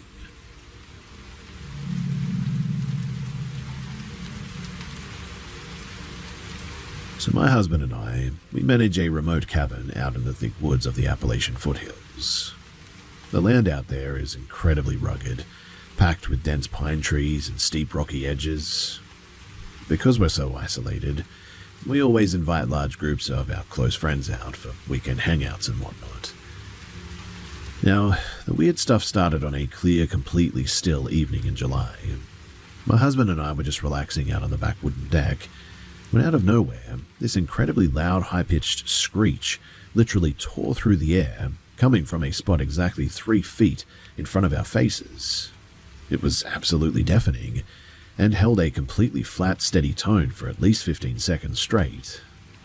It didn't sound like a bobcat, or a fox, or any animal that I'd ever heard before. Terrified by how loud it was, we literally bolted inside. Within 10 seconds, 4 of our friends came sprinting up the stairs from the basement, asking what kind of industrial machine had just exploded on the lawn. Exactly 10 minutes later, while we were all gathered in the kitchen, that exact same 15-second screech went off again from the same spot on the deck.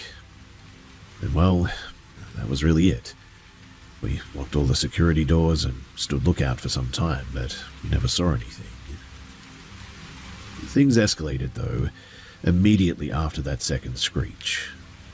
My husband unlocked the front door to walk down the gravel driveway with a high-powered flashlight to go and check the perimeter. And about 2 minutes after he had stepped into the dark, my 8-year-old daughter grabbed my shirt, trembling. "Mummy, why is Daddy doing that through the window?" I turned toward the front door. Standing right on the porch step was a shape, with my husband's exact height, build, and clothes. But his posture was completely wrong.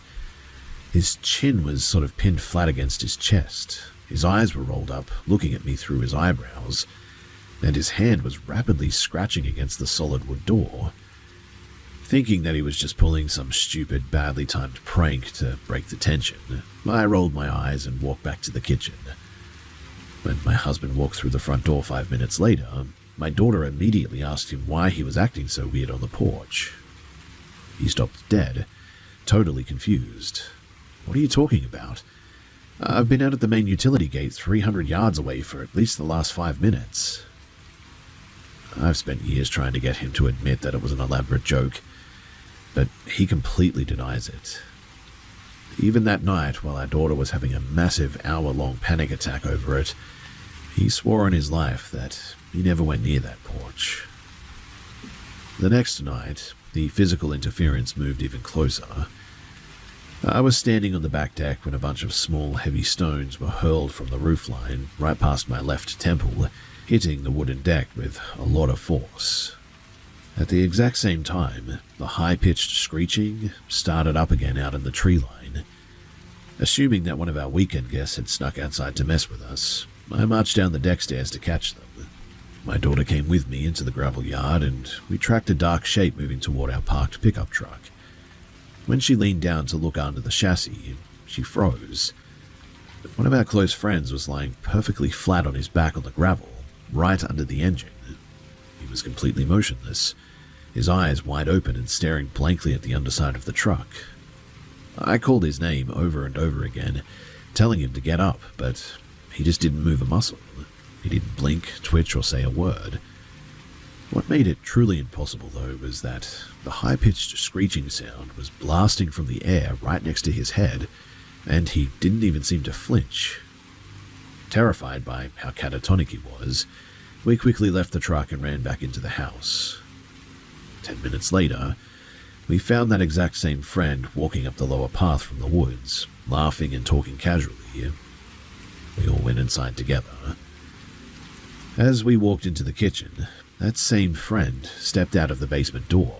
His hair and clothes were completely soaked with water, and he slipped on the tiles, wiping out hard. I snapped at him immediately. "That is exactly what you get for pulling that garbage under the truck outside." He sat up on the floor, totally clueless. "What truck?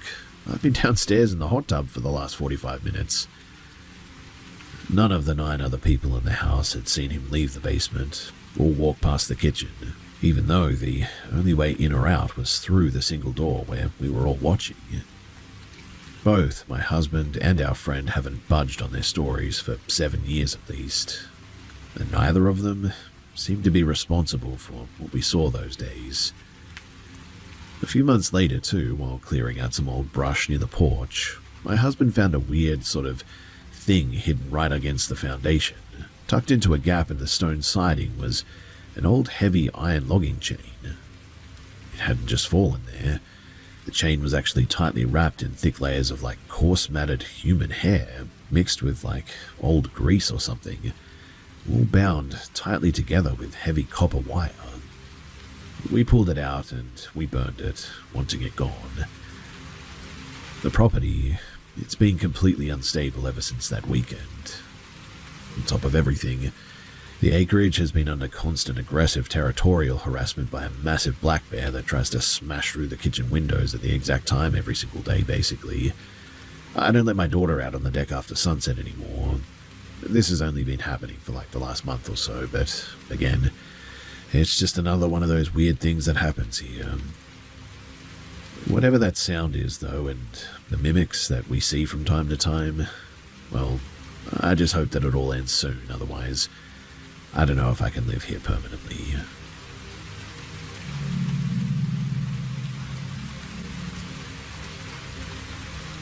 So, I'm going to give some information about my bedroom and the house and how it's all set up, so that everything else will make a little more sense.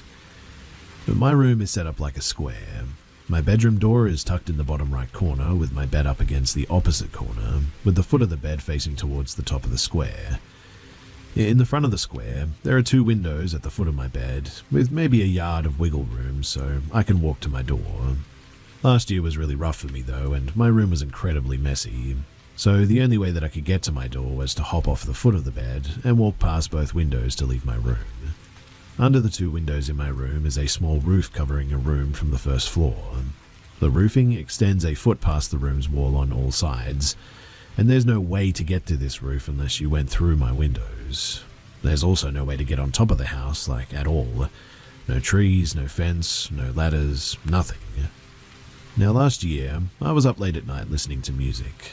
It was almost 12 in the morning and it was completely dark outside, with the only light in my room being from a terrible lamp that I've had since I was a kid. In order for me to be able to sleep, I have to have my fan on, otherwise I'll pretty much overheat guaranteed and be really uncomfortable. Because my fan is always on, sometimes loose papers on my floor will sort of flap around, so I'll just get up and move them so I don't have to listen to it. This night though, I heard a noise that didn't sound like paper coming from the foot of my bed. I was sort of confused and paused my music to listen. It got louder and I looked to where the noise was coming from. There was nothing on the ground, but when I looked up, a visceral fear that I've never felt before suddenly ran through me. At first, I genuinely thought it was a dog outside of my window, or a fox, but it was too unnatural. It was peeking into my window and I could see its head and its pure white, unblinking eyes. That creature was the thing causing the noise, which I realized was scratching on the metal mesh outside of my window. We stared at each other, and this thing was huge.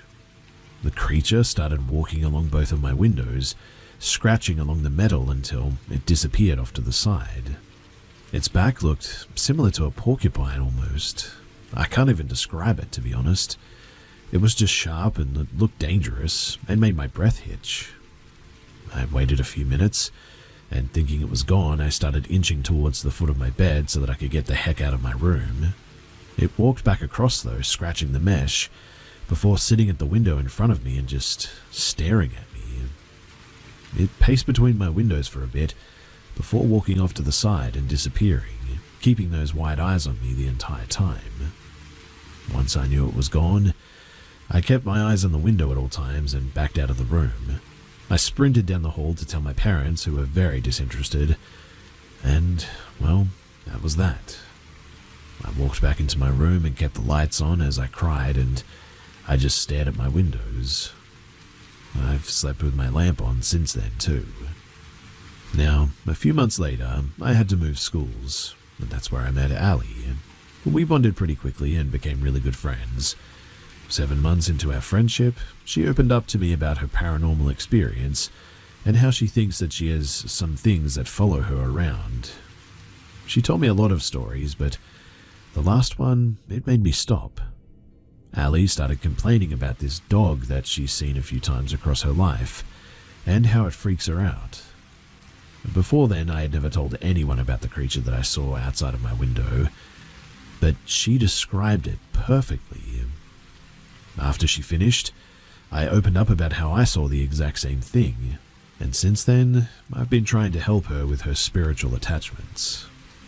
I've always dealt with paranormal stuff, and I'm a very spiritual person, so nothing usually phases me. I've been dragged out of my bed by the leg when a spirit was mad at me. I've been woken up in the middle of the night by a spirit trying to talk to me.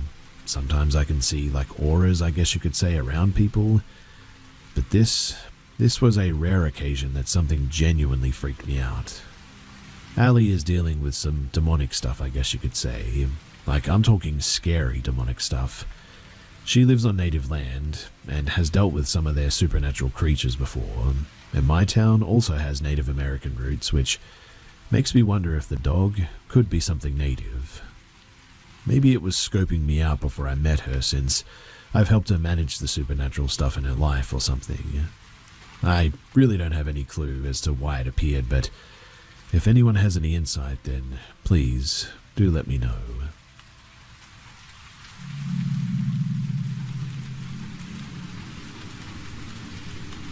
Something reminded me of this incident that happened a few years ago at a friend's apartment, and I thought that I would share it. So back before COVID, around 2019 or so, I went to a party that my friend, 19 and female, was throwing at her place. No occasion or anything, we were just looking for a reason to get drunk, really. Anyways, I showed up and it was a small group, maybe 5 other people, mostly guys. We're all having a good time. A few hours go by, and as we're chatting in the living room, I hear a knock on the balcony fence. For context, they were on the ground floor level, and their apartment was on the far corner of the property downtown in our city. We ignore it and continue on.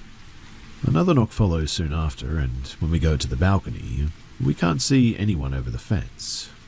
We're all a bit confused, and we've turned the music down by this point, and another knock comes. Only this time, on one of the windows, and then again on the windows beside that one. It's getting closer to the front door until finally this person is knocking on the front door. When the peephole is checked, however, you can't actually see them, which means that they're either ducking down or hiding. So all of the guys tell us to get behind them, and they're going to confront whoever is doing this. They grabbed whatever kitchen knives they could. I think someone had a broomstick too, which was a bit comical, but they busted out the front door.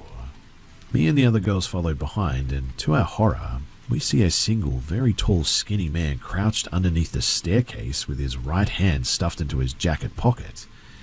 His eyes looked yellow and bloodshot, and he immediately started to take off. The guys caught up and started questioning him, and he makes up some story about looking to get a haircut. They tell him to get out of here, and eventually he does. In all of that commotion, too, I noticed that he had left behind an envelope that was covered in glitter.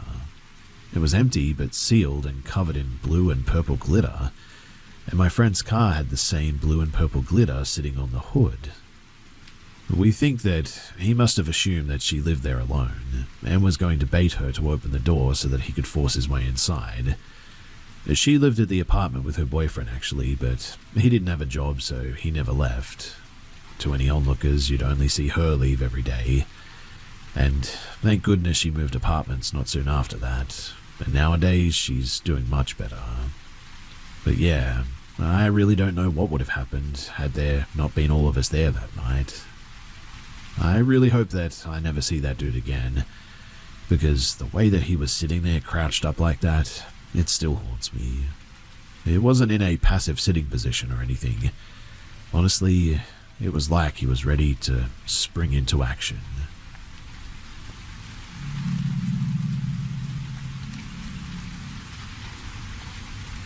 So I was just 4 years old, and my parents had just moved my family into our first house. They decided to have a big family sleepover in the living room with my cousins, aunts, and uncles, and I remember that night that we watched Harry and the Hendersons, which was quite scary for me as a 4-year-old, and after the movie, we all went to bed. I remember this night really clearly too. It's possibly one of my earliest memories, in fact. But a cartoon girl woke me up. Her blonde hair and pink dress is still vivid in my mind to this day. She was holding a paint bucket and a ridiculously large paintbrush. She asked me to come outside with her because she wanted to paint some things. So I followed her out the front door. No one in my family woke up or noticed, by the way. The girl led me out to my father's truck parked on the side of the house. For context, I was a very small child, and my dad's truck was tall and lifted. But there's no possible way that I could get in on my own, or even reach the door handle to open it. I always needed to be picked up to get into it, and I also rarely ever rode in it. So technically, I wouldn't have been familiar with how to get in it myself. Well, anyway, she opened the truck door and then set her paint bucket on the ground for me to stand on to get into the truck. Also, yes, my dad didn't have his truck locked, but we kind of lived in a neighborhood out in the middle of a bunch of farmland. My dad seems to think that nothing can happen out there, so he doesn't care to lock his truck or pretty much anything. Anyway, I don't know exactly what happened after I got on the truck, but I remember being locked in there and watching the cartoon girl walk away. Once I was alone, I was absolutely petrified. I felt like I was being watched, and I remember being horrified about that Bigfoot Harry from the movie coming out to get me. So I did what any 4-year-old would do, and I freaked the heck out. Luckily, my dad was working in the garage that night after everyone had gone to bed, and I guess I was screaming and crying loud enough that he had heard me from inside the garage. He ran inside the house and saw the front door wide open, still everyone asleep. So he then ran outside because, well, it sounds like I was being kidnapped, but he found me inside of the truck. It's still a huge mystery in my family to this day on how exactly I was able to get into that truck. My dad checked everywhere too, and there was just nothing that I would have been able to climb on to get inside, let alone even open the door. And it's been unexplained all these years. Ever since then, I have had countless paranormal encounters, and they seem to follow me around. But hey, it's kind of a cool story to tell when I want to spook anyone, so I hope you enjoyed it.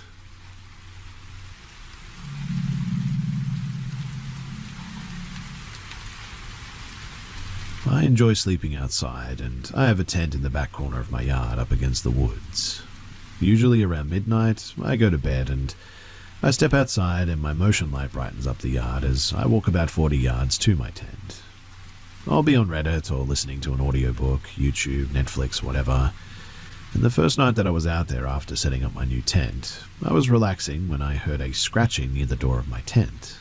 Haha, very funny, good one. Now let me sleep, I said. Then off a bit in the distance, I hear both my teenage sons laughing.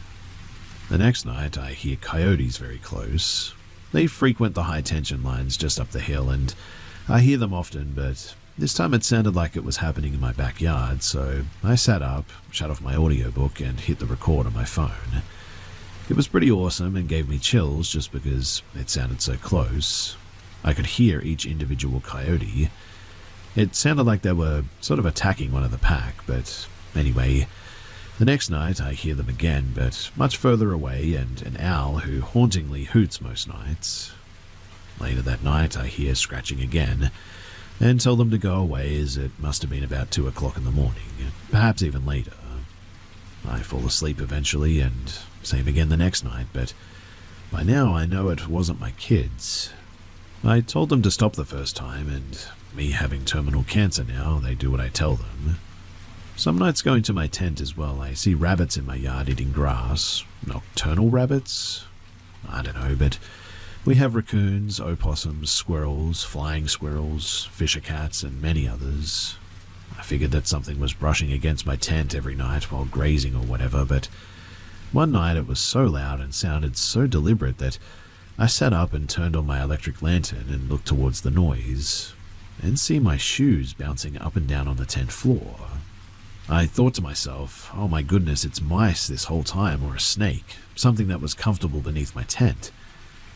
But last night was different. You see, I hear scratching again, this time on the opposite side where there is no door, where I'm up against the woods. It was definitely not an animal too, as it was up much higher and repeated a pattern-like scratching, like a record so to speak. I say out loud to leave me alone as I slap the side of the tent with the back of my hand. I could either hear or feel footsteps on the wet grass because it moved away and brushed up against my head and arm and stopped there. I had this pressure against me and I didn't move because I was terrified. After about 15 seconds, I felt it slowly move away and stop probably a foot or two away from my tent. It was weird to hear myself say loudly, "The power of Christ compels you." I couldn't think of something better to say. It just came out and, well, it seemed to work. I wanted to go in the house, but I was too frightened to open my tent and break for the porch. So I turned my audiobook back on, but turned the volume all the way up, and somehow, eventually I fell asleep. Tonight, though, I'm sleeping in my bed, and tomorrow I will go through the video on a bird feed camera that might have caught something. Being a skeptic, I will assuredly make some more excuses on what it could have been, but I was so scared last night that now I think that perhaps one day, who knows, I may become a believer.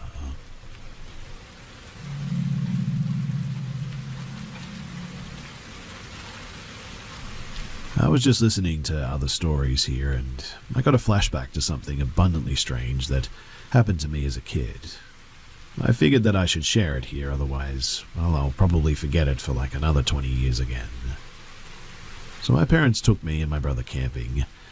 I guess the place is still there, Nelson's family campground, along Halesbrook in East Hampton. My brother and I used to slip quarters in the arcade machines that they had in this log cabin-y sort of main office thing, and we loved it. The trip itself was, well, pretty uneventful really. Mum and Dad were nagging at each other and lightly fighting. Dad took us fishing at one point. We didn't catch anything, and he was kind of being a bit of a jerk. My brother and I were in Scouts, so we were pretty familiar with the outdoors. We went fishing and camping all the time with our uncle, who took us on more backwoods kind of trips. So we thought that this would be a breeze for us. It's like 4 a.m. one of the nights that I've got to pee. I've pretty much seen it all, and the campground is safe, and all I've got to worry about is skunks and possums. I put on a jacket and crawl out of my tent and walk over to the bushes. I'm standing there, member in hand, and I see this animal head with glowing green eyes low in the bushes, about 20 feet out, maybe a foot or two from the ground. I assume it's a possum, so I start to pee. And then I remember thinking, wow, that possum actually really looks like an alien, but as if it was a giant bug. My eyes adjust and I expect a possum face to appear, but no, an alien, but sort of looked like a praying mantis. It kind of sinks in how strange it is. The eyes are glowing green like that and not yellow, like a bioluminescent sort of thing and not a reflection. I recall it reminded me of fireflies at the time, and then my eyes actually adjust, and I see that not only am I right, but I also see that it has long, spindly arms. It's laying there in a position like it was doing push-ups. Its otherworldly and strangely long arms are bent at the elbow, which when bent, sit higher than its head.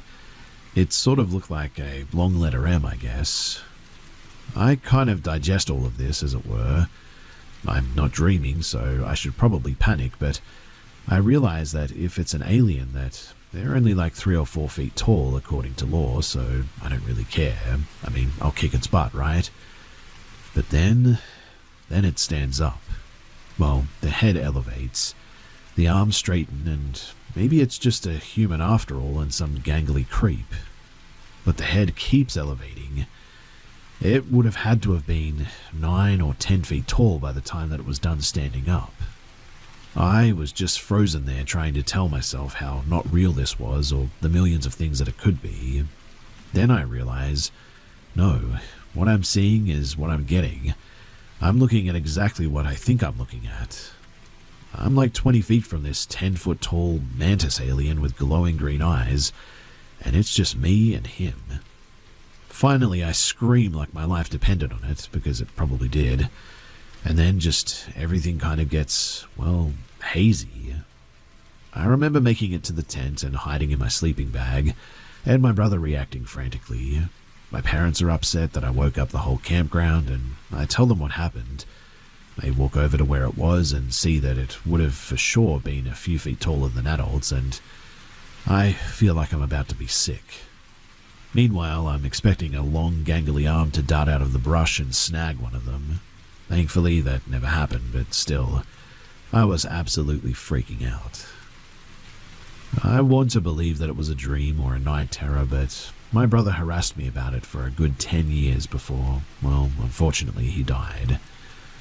I guess the most unsettling part of it all was just how confident this thing was. like I was just inconsequential to it, and it was observing me with what I would describe as disdain. I was just this gross nothing to it, like it could eat me, but thank you, no thank you sort of thing. I don't know why I felt that way, but I distinctly remember that, and the whole event is not something that I think about that often, but like I said, my memory was jogged by another story, and so I thought that I would share this.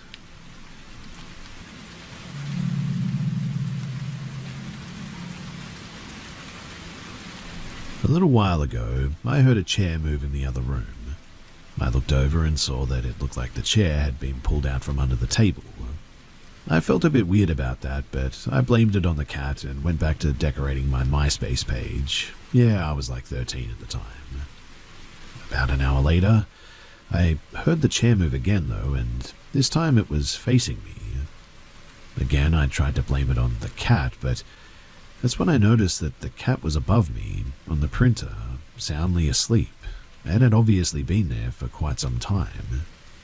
When I realized that, I had the craziest chill run up my spine, because we didn't have any other pets, and if something was in that chair, it was sitting there, and seemingly looking at me.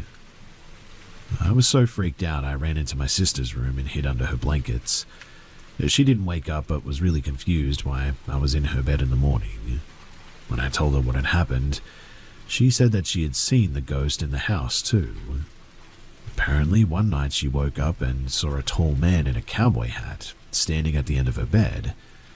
In that moment, she thought that she was going to die and hid her face under the blanket, but nothing happened for so long, so she eventually looked and the man was gone. This was my mum's husband's house, and apparently he'd had multiple priests and mediums come through, and they all said the same thing, that there are 3 spirits in his house, and apparently one is a cowboy, the other is an old woman, and the third is an indigenous man. I don't know which one was messing with the chair that night, but I am super glad that I never saw the cowboy at the foot of my bed.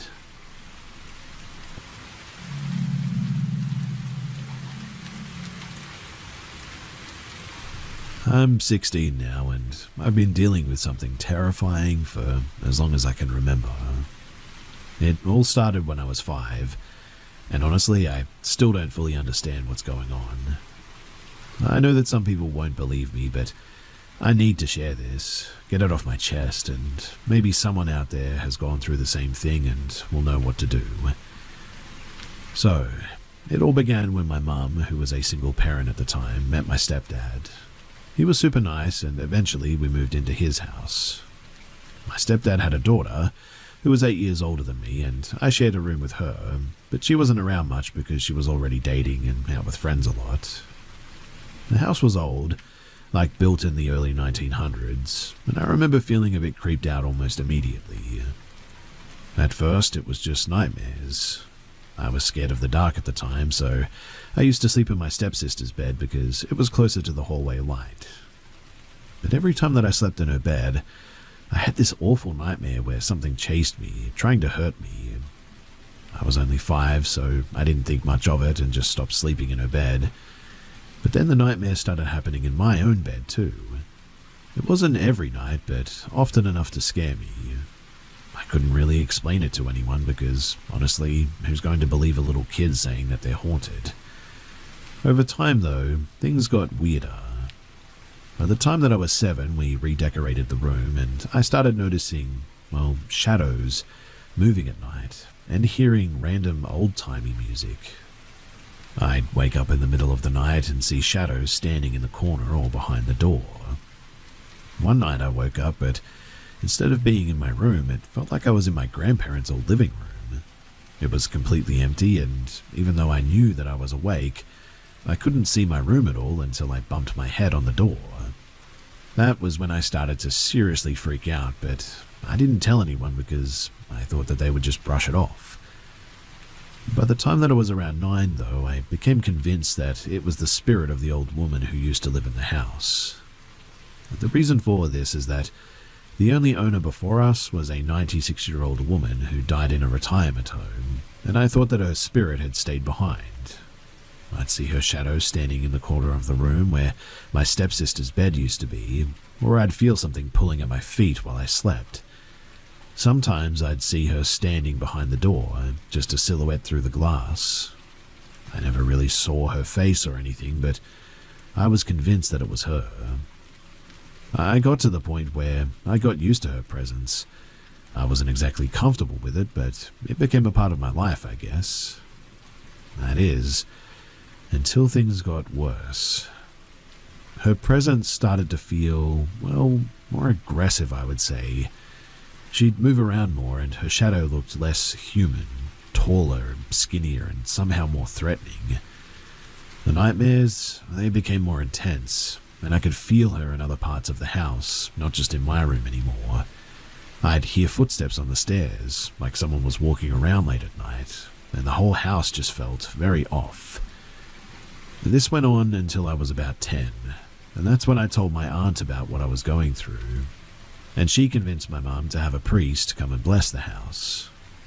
And weirdly enough, after that, everything stopped. For 2 years, no nightmares, no shadows, no weird noises, nothing. It was a huge relief for me at the time as well. But then, when I was about 12, my dog died, and everything started up again. I'd see my dog lying on my parents' bed, even though he was gone. Sometimes I'd hear something eating from his food bowl, even though our other dog was nowhere near it. And once, our kitchen clock, which had been hanging on the wall for years, randomly fell off and rolled all the way to my dog's food bowl. This time, even my parents noticed the weird things happening, but eventually they just sort of pretended like it wasn't real. They'd say that I was imagining things, or that I was just overthinking it. Then, when I was 14, I invited a friend over for a sleepover one night. She believed me when I told her about the haunting because she said that she could see spirits. We decided to set up an experiment to see if we could catch anything on camera. We put cameras in the room, and the next morning we actually found something. There was a dark shadow lying between us in the bed, completely still like it was dead. The camera stopped recording at 3:30 in the morning, but what we saw freaked us both out. I showed the footage to my parents, hoping that they'd finally take me seriously, but they just made me delete it. I wanted to send it to someone who knew about this stuff, but they wouldn't let me. After that, things went quiet again for a couple of years, and genuinely I thought that maybe it was all over at this stage. But 6 months ago, everything started up again, and this time it's way worse. I've been dealing with depression for the past year, and somehow that seems to have triggered the activity again. The shadows are back, the noises, the feeling of being watched, everything. A few nights ago, I heard my brother's voice calling my name at 1:30 in the morning saying, "Come take a quick look," or something to that effect. But it didn't sound right. It was his voice, but it was like a recording maybe. Then it switched to my dad's voice saying the exact same thing. I didn't respond, and I'm glad that I didn't. I think that it feeds on fear, and I think it gets stronger with that or something. I'm going to see a medium tomorrow. Unfortunately, my best friend moved abroad, so I can't really ask her for help anymore. I don't know what this thing is or why it's attached to me, but I really, really need some answers. If you're going through something like this, please don't ignore it. Find someone who can help, whether it's a priest, a medium, or someone who understands. Don't let other people's disbelief stop you either. I'll keep you guys updated after I meet with the medium, but please, do wish me luck.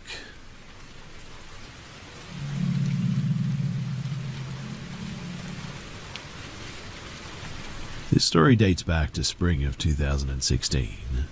At the time, I was in my late 20s, I was young and fit with very long blonde hair.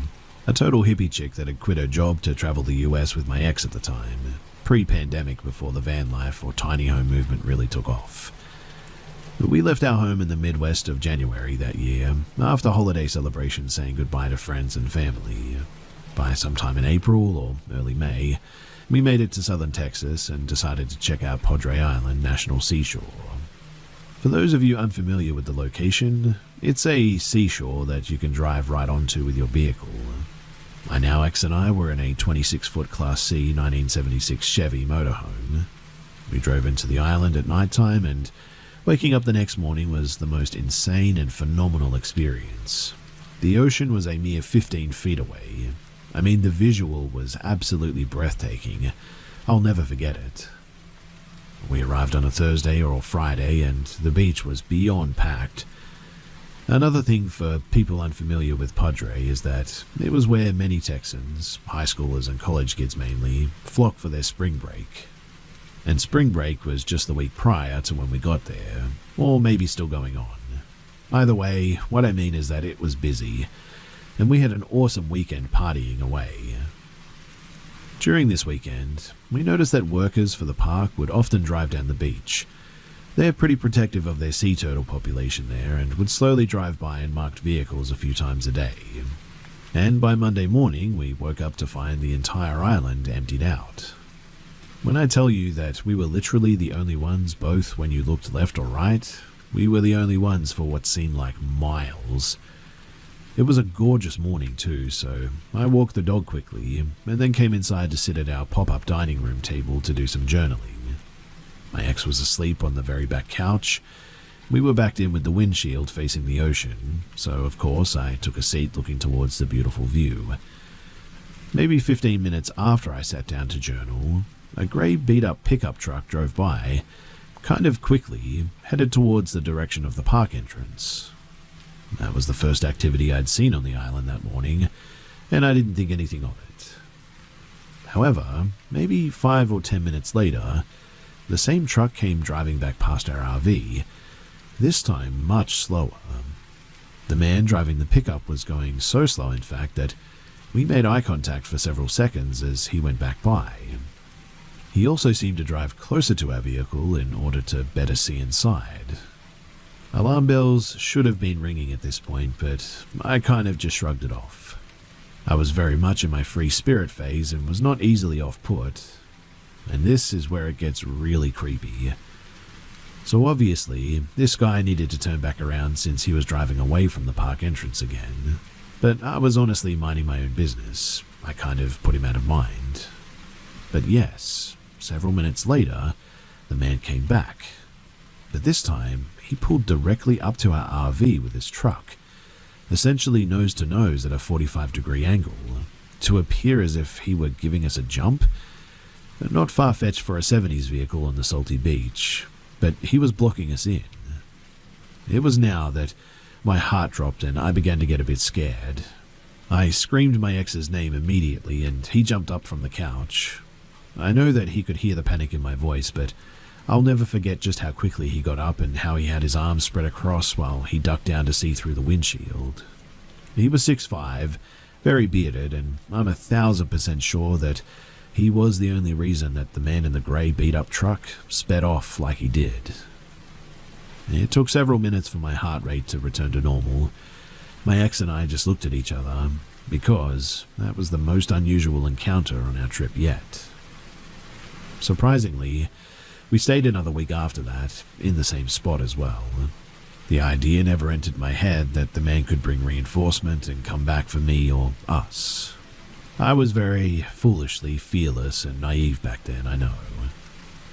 Anyway, it wasn't until later that day that another fact dawned on me. When my ex and I had arrived over the weekend, we only pulled out one camping chair. That one camping chair was in plain sight next to our RV outside. Prior to this spot, we had never done that. We always got both chairs out. But we ended up using driftwood to sit on when we had our bonfires there. And so that was the nail in the coffin for me. The scary man in the grey truck absolutely thought that I was a young girl all alone, and I still wonder to this day, almost 10 years later, what all he had in mind for me that morning. Also, out of curiosity, I googled Padre Island National Seashore Murder, and it looks like a murder of an RV couple occurred there back in 2019, which honestly gives me chills.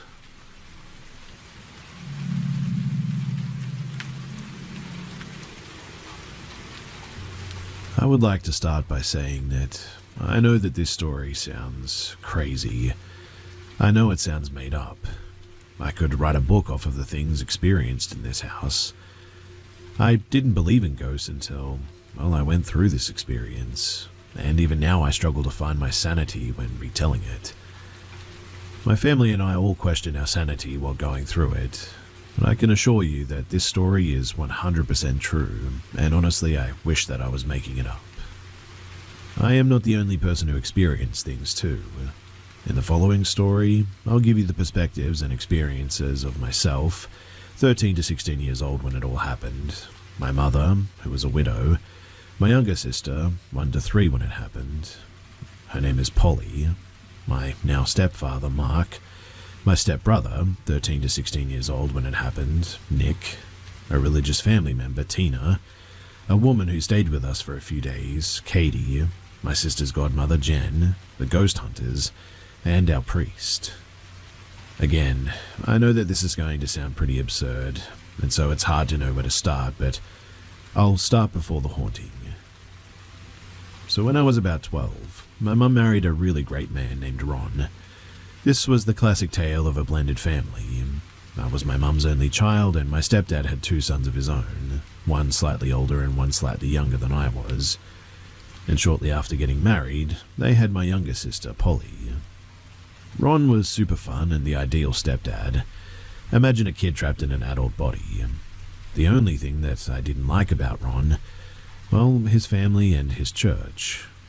His family was super dysfunctional and toxic. His kids were, like, real bad, and I hated being around them. I'll get to more of this later, but he didn't have custody and was trying to get it. His church was also very different from what I was used to. I grew up Catholic.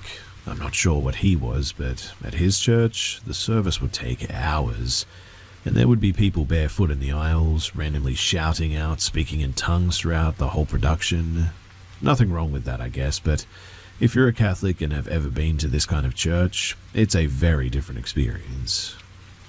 We didn't go to this church often, but after my sister was born, he wanted to go a lot more. Now, there was this one very old sweet lady at this church who would always come up and say hi to my mum and the new baby. We didn't know her well, and she would be the first odd experience that we would have. You see, one day my mum, Ron, baby Polly, stepbrothers and myself all went to this church.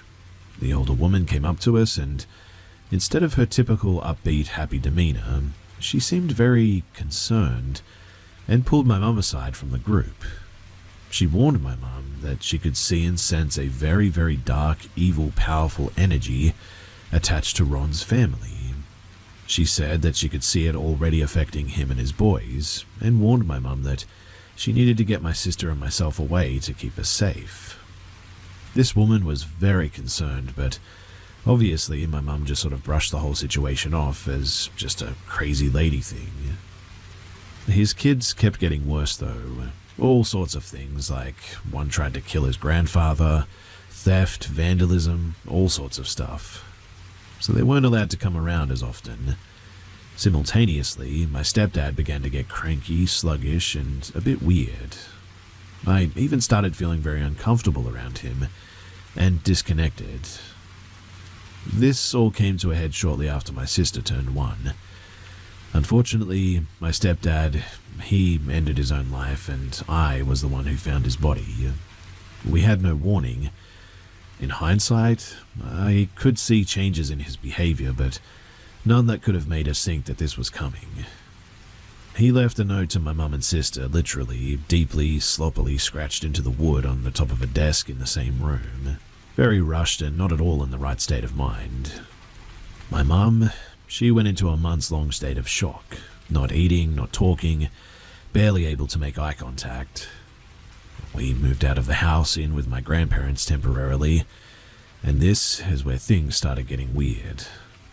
My mum was the first to have these little experiences. She claims that she could just feel Ron's presence with her when she would rock Polly to sleep or hang out in Polly's nursery. She would think that she would accidentally hear Ron, sort of behind her, or catch a glimpse of him in the corner of her eye or something. But then she started smelling his cologne, clear as day, regularly. Eventually, my mum bought a house for us to move into. On the day of closing, she slept in the house on her own the first night. She claims to this day that she knew everything would be okay because she felt his presence there so strongly and could smell his cologne everywhere in the house. She spent the whole first night crying, but feeling reassured that she was going to give us a great life. And Ron's presence was apparently a great comfort to her. It really all started as these very minor, some could even say positive or comforting, experiences.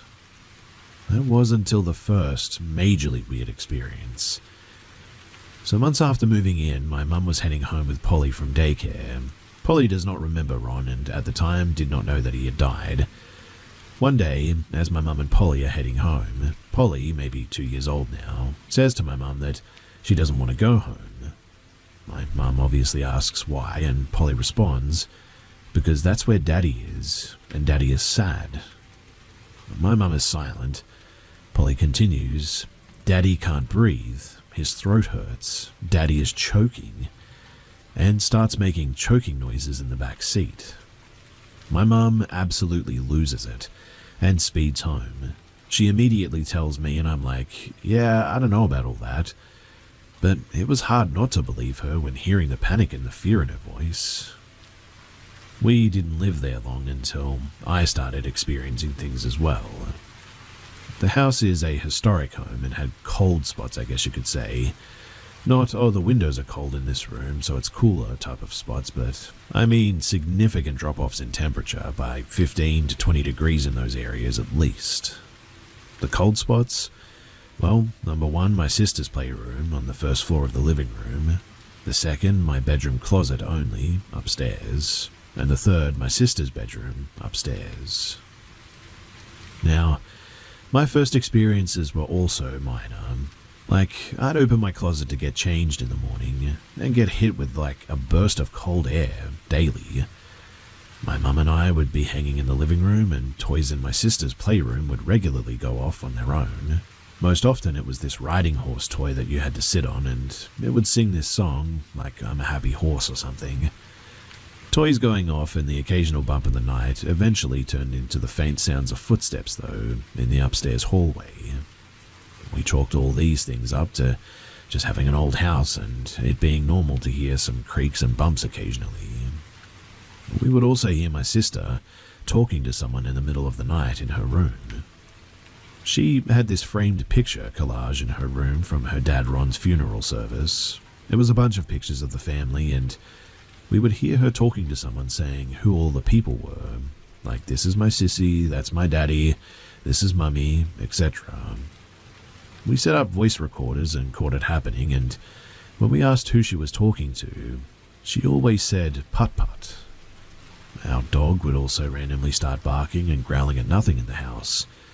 Typically it was in the living room towards the stairs. But things really got so much worse though.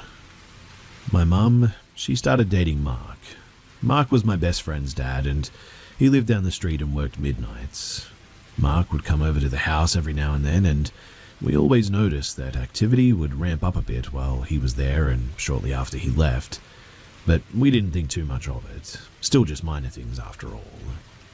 I did local theatre in high school, and there was a girl in my cast, Katie, who came into rehearsal one day covered in bruises. Katie was a little bit older, but we found out that Katie's husband had been hitting her and she really needed someplace to stay until things would calm down. My mum is a DV survivor herself, so this tugged at her heartstrings and she told Katie that she didn't have a choice. She was coming to stay with us temporarily. My mum was worried Katie's abusive husband would show up at the house, so she asked Mark to start staying over. Keep in mind though that Mark worked midnights, so during the day it was only him and Katie. But after Mark moved in, that was when things really took off. Katie stayed for a few days and then she suddenly left. It was a very hasty leave and we wouldn't find out until later that she left because she was terrified of being alone in our house. She said that she would hear things, see figures out of the corner of her eye, and felt a very heavy or negative energy in the house. She also said that she felt like she wasn't alone and was being watched. She asked if our house was haunted, and we just sort of laughed at the idea. But then Mark started having experiences, a lot of them too. Mark is a very vivid dreamer, and according to him, he started having some of the worst, messed up, violent, even sadistic nightmares that he had ever had in his life in our house. Some of them are so sad that to this day, he won't even tell us what happened in the dreams. Eventually, he shared with us one particular dream and said that Ron came to him and was really upset. He had met Ron previously, maybe once at like a school function, but in this dream, Ron was yelling at him, telling him that it was extremely important that he find Tonya. Mark asked who the heck Tonya was, and my mum and I's mind were blown. Tonya was one of Ron's sisters. They were not close, and Mark never met her or knew about her. Yet he kept saying that it was really important that we contacted Tonya. The next dream Mark tells us about had us questioning all the happenings around the house even more, because apparently Ron became a regular in Mark's dreams, getting increasingly more angry and violent with each dream appearance. In the last dream, Ron was losing his mind at Mark about some sort of RC car and how he needed it, and Mark had to find it. My mum and I had no idea what he was talking about, so we contacted Ron's old best friend. The old best friend knew exactly what we were talking about, because apparently Ron had a little RC electric car that he'd always take apart and put back together to make it faster.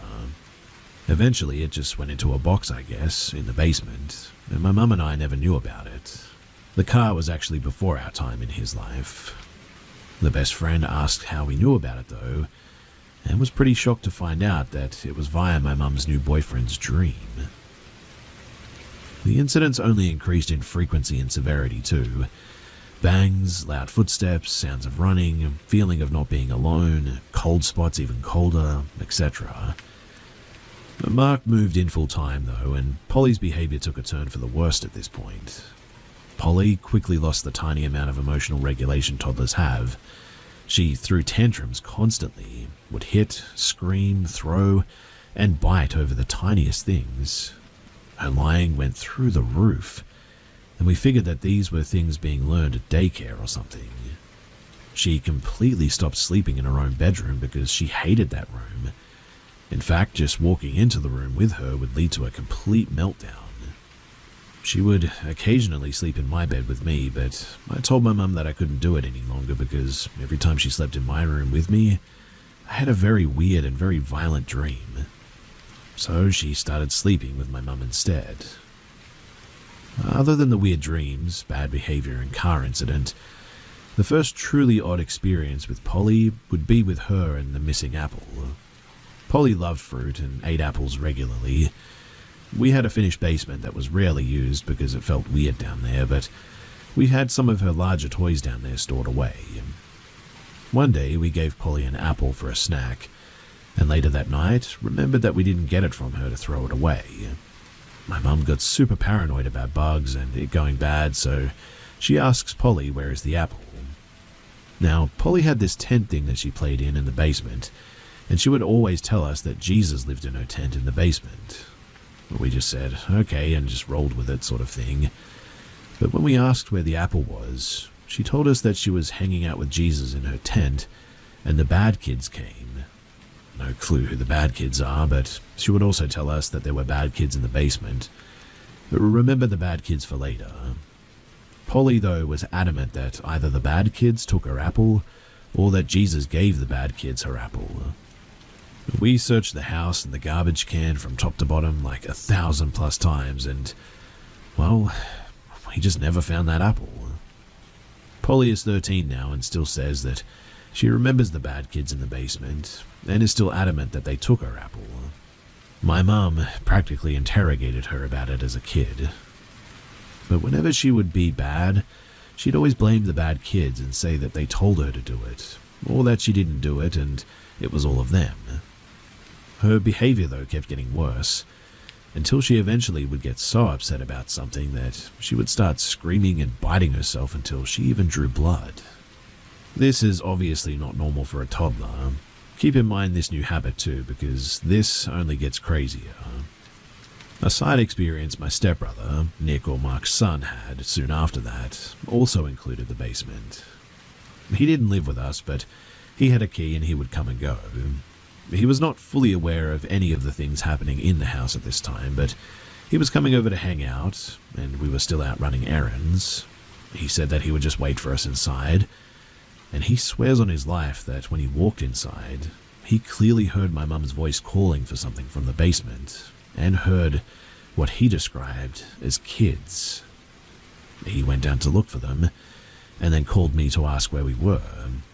I obviously said that we were still out and asked why, and he was adamant that he thought that he had heard us.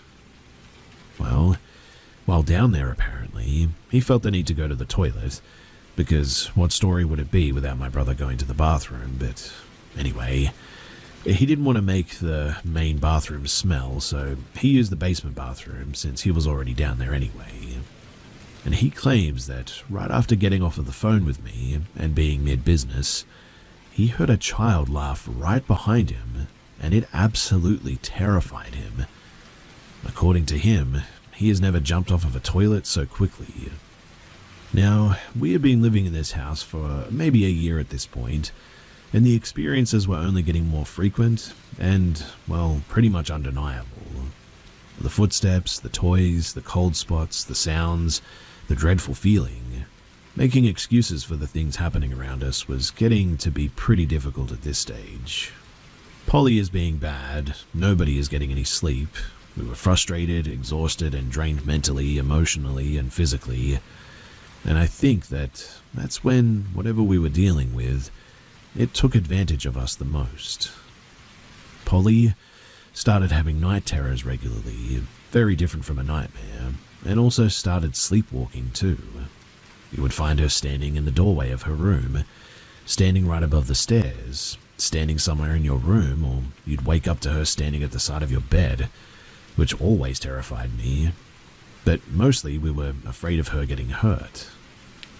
At the same time, the sounds of heavy footsteps upstairs became regular, and I remember one night my mum had put Polly to sleep up in her bed, and Mark, my mum and I were still sitting in the living room just watching a movie, when clear as day, we heard someone absolutely booking it down the upstairs hallway. We give each other that look, and my mum says, heck no, she's going to check that. We needed to make sure Polly wasn't sleepwalking though, so somehow they convinced me, the teenager, to go upstairs and check on my sister. And there she is, fast asleep on my mum's bed, certainly not sprinting through the hall. Another memorable experience, though, was soon after my sister's 3rd birthday party. Mark, my mum, and myself are just hanging out in the living room with Polly upstairs asleep, and we hear someone come barreling through the hallway and down the staircase. Stairs were on the left far side of the living room against the wall. At this point, the sound of footsteps has become such a normal occurrence that it doesn't even fully weird us out anymore. But this night was different. Polly had some helium balloons from her party in the doorway of her playroom, and as we're all sitting there, after hearing someone or something come down the stairs, I kid you not, we start seeing one singular helium balloon very slowly float from her playroom, across the living room and up the stairs. I was absolutely astonished by this. None of us could believe what we had just seen. My mum went to get the balloon and found it halfway up the stairs on the landing. To this day, I still get goosebumps whenever I remember this moment. That was my first sighting, I guess you could say, but it certainly was not the last, and it wouldn't be long until we were seeing, well, figures. The first time I saw a figure was in the upstairs hallway. I never typically kept the lights off when moving around my house. You could turn the upstairs light on from the living room, and I hated the dark. My room was immediately at the top of the staircases, and my doorway was on the left-hand side. I was in a rush to grab something from my room, so I ran up the stairs with the light off, and that was when I saw him. Standing directly in front of me, in the hallway, was a man, Probably 6'5", I would guess, but it was early evening but still dark, and I remember thinking my eyes were playing tricks on me at first. I stared at him for a few seconds and felt the fear welling up inside of me. When I snapped out of it, I went to flip a light on, and he was standing directly next to the hallway's light switch. I was not about to move any closer toward him, so I reached my arm inside of my bedroom and quickly flicked the light on. And by the time that I had done that, he was gone, of which I never saw him again. 2 other people have had definite sightings in that house, Mark and my mum, and they also had a weird sound experience together. Mark had 2 sightings, and the first one may be my favorite of all the sightings, in fact. Like I said before, I did local theatre in high school, so sometimes I would get home pretty late at night. Mark, my mum, and Polly are all in the master bedroom in bed when Mark says to my mum, "Oh, I didn't know that they were home already. She must have just gotten in." My mum looks at him confused and says, "No, they just left for theatre. She'll be home in like 30 minutes. Mark is adamant, though, that I was already home because he swears up and down that he just saw me in the hallway outside the bedroom door, almost like I leaned over and just peeked my head and part of my body inside of the room. Mark is so convinced, in fact, that he saw me that they call me, and I confirm that I'm not at home, but I am on my way home.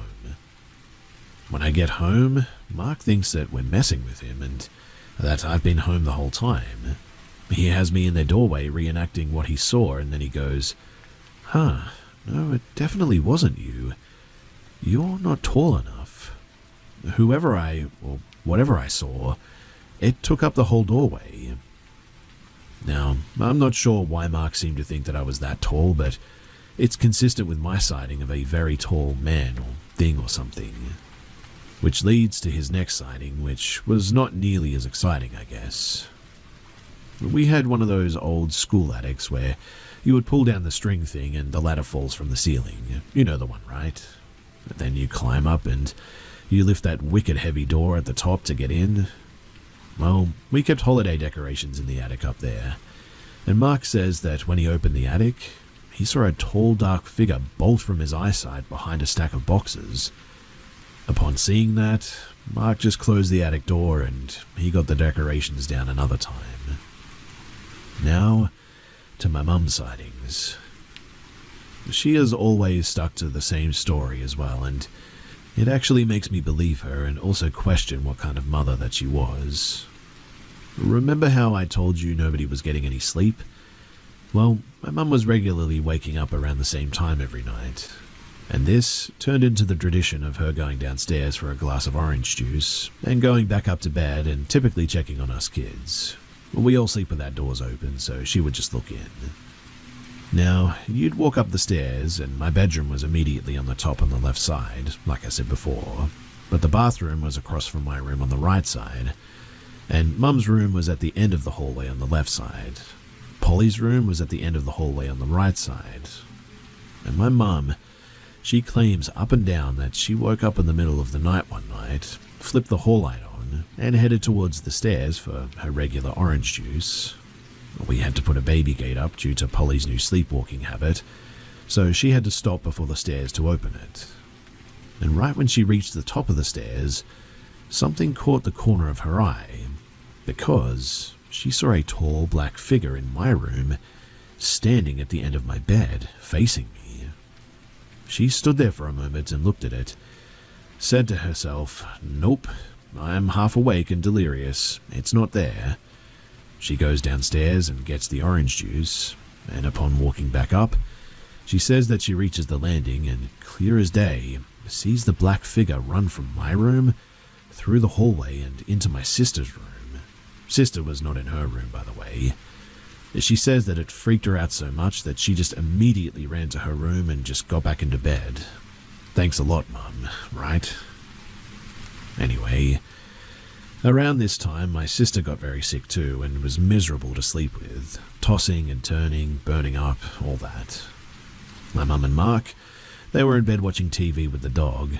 Polly had been put into her room for the first time in a very long time to see if we could get her to sleep there. Mark and my mum claim that as they were sitting there, they very clearly both heard, "Where is she?" spoken out loud.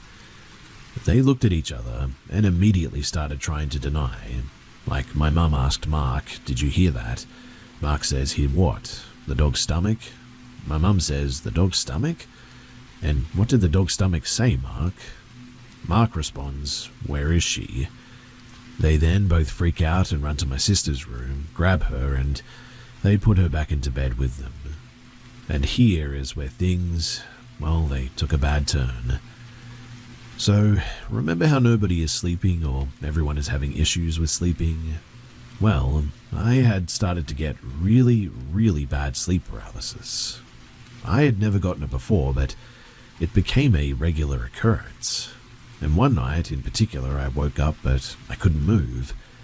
I was sleeping on my stomach, so half of my face or my right cheek was in the bed, and I remember knowing that I was dealing with sleep paralysis and needed to snap out of it. And I started to see the room around me or behind me glow red, and I could see shadows on the walls around me just out of sight. I heard two voices, neither of which I would describe as human. The first voice was on my left side and was very deep, guttural, almost growly, but repeating something over and over in a very rhythmic-like chant. It wasn't English, and it sounded like no language that I could recognize, other than maybe Latin, which we would hear at church sometimes. The other voice was higher, though, grainier, and sounded more agitated, I guess. It was like the higher voice was egging the lower voice on, and it also wasn't in English. It was then that I felt the most insane, heavy pressure on my back pushing me down into the bed. I remember thinking how I knew that I was in sleep paralysis, how it was likely to be a dream even though it seemed so real. The harder it pushed me, though, the more difficult it got to breathe while the rhythmic chanting only got louder. I remember starting to cry and genuinely thinking to myself that I was about to die. If you've never been in a situation where you genuinely thought that you would die, know that it's a feeling that it will never leave you. It sticks with you forever. Well, I tried to move, and I remember straining to scream or just make some sort of noise, anything really, but I was stuck and just completely helpless. Well, whatever this thing was, it was going to kill me, and I began begging God in my head to save me. I'm not even religious, but here I was praying, when all at once, it just stopped. I remember feeling my heart pounding in my chest, and unlike other bouts of sleep paralysis that I had gotten, immediately after the chanting and the pressure had stopped, I could move. I never had to, wake up out of it, which was just so weird to me. The next morning, as I was getting ready for school, I was terrified and, well, eventually I broke down in tears telling my mum about what had happened as we got ready for the day. As I was changing my clothes that morning, she walked by my room and stops me, because I had scratches all over my back. Not deep ones and no bleeding, but red scratches all the way down my back. That same day, my mum gets a call from my little sister's godmother, Jen. Jen is a bit freaked out and says that she needed to call my mum to see if we were okay. My mum wants to know why she's asking, and Jen proceeds to tell her that the night before, she woke up in the middle of the night to a tall, dark figure standing at the end of her bed. She felt frozen and immediately felt a deep sense of dread. She started feeling overwhelming pressure on her chest, pushing her into the bed. All she could think about at the time was our family, and she yelled out for it to leave her alone, and it disappeared. She apparently needed to call us and see that we were okay and what was going on. Mind you, she had no idea about my own experiences that night, or about any of the other things that were happening in the house. This was too much of a coincidence for me to just dismiss, and we couldn't rationalize it or explain it away. If it was just my own experience, we maybe could have made some excuses, but how the heck did Jen know? And also, what did Jen also see? And so, it was at this point that we knew that things were getting serious and that we really needed some help. My mum had friends that considered themselves amateur ghost hunters, I guess you could say. And when they'd heard about the things going on in the house, they were down my mum's throat about coming in to investigate. They set up cameras and recorders and, well, just all sorts of gear. We all had to leave for a weekend while they looked through the house, but I was just a young teenager, so I was not allowed to see all the findings. But my mum and Mark were there to see them, and they showed the findings to my grandparents. My grandfather is a big military war vet, a sort of no-nonsense guy, and he said the recordings gave him chills, and he never liked coming to our house because it always felt odd there. The most active room, though, apparently was Polly's room. Polly's room was an icebox and was pretty active, I would say. Every cross from the house was placed in her room, and we even had a rosary blessed by the Pope in there. We were not super religious people, but going through an experience like this, well, I can confirm that it makes you do some crazy things, I guess you could say. In Polly's room, though, they had heard a woman's voice humming over the recording. They even caught something moving the recorder around, and clear as day heard a male voice say, "What is this?" while moving the recorder.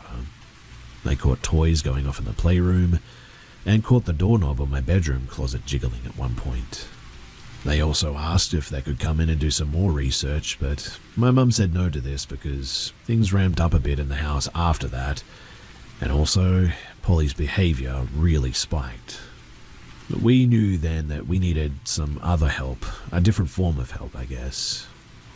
We first reached out to a woman in our family, Tina, who was very involved in her church. Tina came over for the first time and immediately stopped when she came through that door. She put her hand to her chest and said, "Oh my goodness, I'm so sorry, but I just got the most overwhelming sense of my mum being here when I walked in." Her mother, she had passed away a few years prior and was a huge part of our overall family. It didn't dawn on us until that moment too that my cousins and I had a running joke growing up that we all had an imaginary friend named Mrs. Tut-Tut, who lived with her, and she was responsible for taking care of. Now, remember the putt-putt person that Polly was talking to in her room at night, and then we caught the older woman humming in the room? Well, anyway, Polly's behavior was still getting worse, and it was starting to concern us. Tina asked when she came in if we would mind if she said a quick prayer over Polly. Polly was dead asleep on the couch, mind you. Tina walked over and sat on the couch next to her, put one hand over Polly and started saying a quick prayer. And I kid you not, Polly's eyes shot wide open. She immediately sat up on the couch and was thrashing around, kicking and crying and screaming that she wanted to go up to her room, take her to her room. As soon as Tina said amen and stopped praying, Polly crashed back down onto the couch and was out like a light again. It was as if she never even woke up, in fact. We all sort of just stood there, looking at each other with eyes full of fear. I mean, how could we rationalize that? 4 people just witnessed it too. We really feared for Polly at that stage. We went to our church and we spoke to our priest. He listened to our stories and gave us advice. He told us that based off of what we were saying, he felt the entity was evil and we should not try and make contact.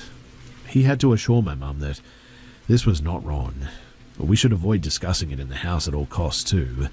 No talk of the devil or watching scary movies. A crucifix blessed with holy water was to be placed in the most active rooms. They're still there to this day as well. And he said that he felt that it was probably demonic, as they can masquerade themselves as somebody else in the beginning and they feed off of grief and stress and all that. He said that he could not do any sort of exorcism though, as the church had to go through an approval process for that. But he gave us holy water and agreed to bless our home. He also taught us how to bless the home ourselves for future reference. He, Tina and my mum, they went to the house to bless it. And room by room they went through performing this blessing. When they finished, they all went outside to the driveway. The priest left and my mum lit a cigarette to smoke with Tina. And that is when they claimed that an all-black dog came slowly walking out from behind our garage toward them. They said that it was nasty looking, Beat up, gross hair, just the ugliest dog that you would ever see in your life, and it came toward them with teeth bared, growling and snarling at them. My mum claims that she felt like it was evil and screamed at it to go away and leave them alone, and that it was not welcome there. It ran off, and after that she never saw the dog again. That night, my mum says that she had the most realistic dream of her life. She was wrestling with some sort of a dark figure and was fighting with all she had.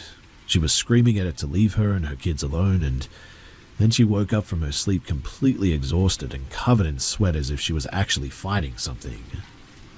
And, weirdly enough, that was, well, just about the end of it. Polly's behavior just significantly improved, like overnight. The noises and the sightings, they all stopped. Everything went back to normal for a really long time. The last thing that happened, though, was in 2017 when I was packing up for college to go back home for the summer. My room was all packed up and I had started to feel a bit weird being alone in my dorm room. I didn't have any roommates, but I just didn't feel, well, alone. I contacted my mum and they said that they had also started hearing some things in the house again. On my last day of college, I had to run up to my dorm room to change my clothes really quick, and when I entered the room, I felt a really sort of heavy and negative energy. I sat down in a chair in my room and immediately dazed out as if I was in the most intense daydream ever. The daydream was terrifying and was very violent, and it was regarding my little sister. I booked it out of that room immediately, though, and called my mum and told her. They re-blessed the house, and we haven't had any problems ever since then. Now, I know so many of you are going to probably say that this is all made up and it's fake, that maybe I've exaggerated things or something. If it was just my account of this experience, you know what, I might actually agree with you. But it's the fact that so many people around us experience things as well, that so many people were present for the same events, that it went on for so long. I have no doubt in my mind anymore that this is real. I honestly think that doubting it was giving it power, in fact. But since we have accepted what we went through and decided that we won't fear this thing or give it power over us, well, we've been fine ever since then. For those of you who will ask about the posts and the recordings and all that, my mum has never let me see them, so I just have no access. I've only got first-hand accounts, and also these were taken in like 2015 or 2016. I don't have the videos or the photos or anything, and they're from quite a long while ago now, so I don't even know where they are or if my mum knows where they are too. But ultimately, I hope that you all found our haunted house to be some sort of escape and entertainment, I guess. None of us believed in ghosts or demons or hauntings or whatever you want to call them, until we lived here. My mum claims that I too had weird experiences and sightings as a kid, and a few that I remember, but nothing ever like these. And we actually still live in that same house, so yeah, there it is. The story of our haunted house. A side note, or a fun fact I guess you could call it, that you might find interesting as well is that Mark's aunt and uncle owned the house that we lived in when he was a child. There were different owners between us, but after my mum and Mark started dating, we found out that Mark's aunt and uncle used to live there, and we learned a bunch of other history about the house. And the house still had some awesome things in it that Mark's uncle had originally built, like the bar in the basement, the built-in bookshelves, etc. Another weird side note too is that we redid my bedroom halfway through these experiences. When we pulled my bed out from the wall, there was this weird sort of devil cat stick figure drawing on the wall behind my bed. We never noticed it when we moved in somehow, but it was pretty big, like halfway up the wall I would say, and it took us 4 coats of paint to get it covered up. We would paint over it, and then the next day you could still see it a bit. That was always very weird. But the devil cat is just a blue wall now, and we confirmed that Mark's family, they didn't paint the devil cat thing, so we have no idea how it got there. And that's it. That's the end. So, if anyone has any questions, then please do ask in the comments below because I'm willing to answer anything. ultimately, I hope you guys all stay safe out there, and I really hope for your sake that you never have to experience anything like we did.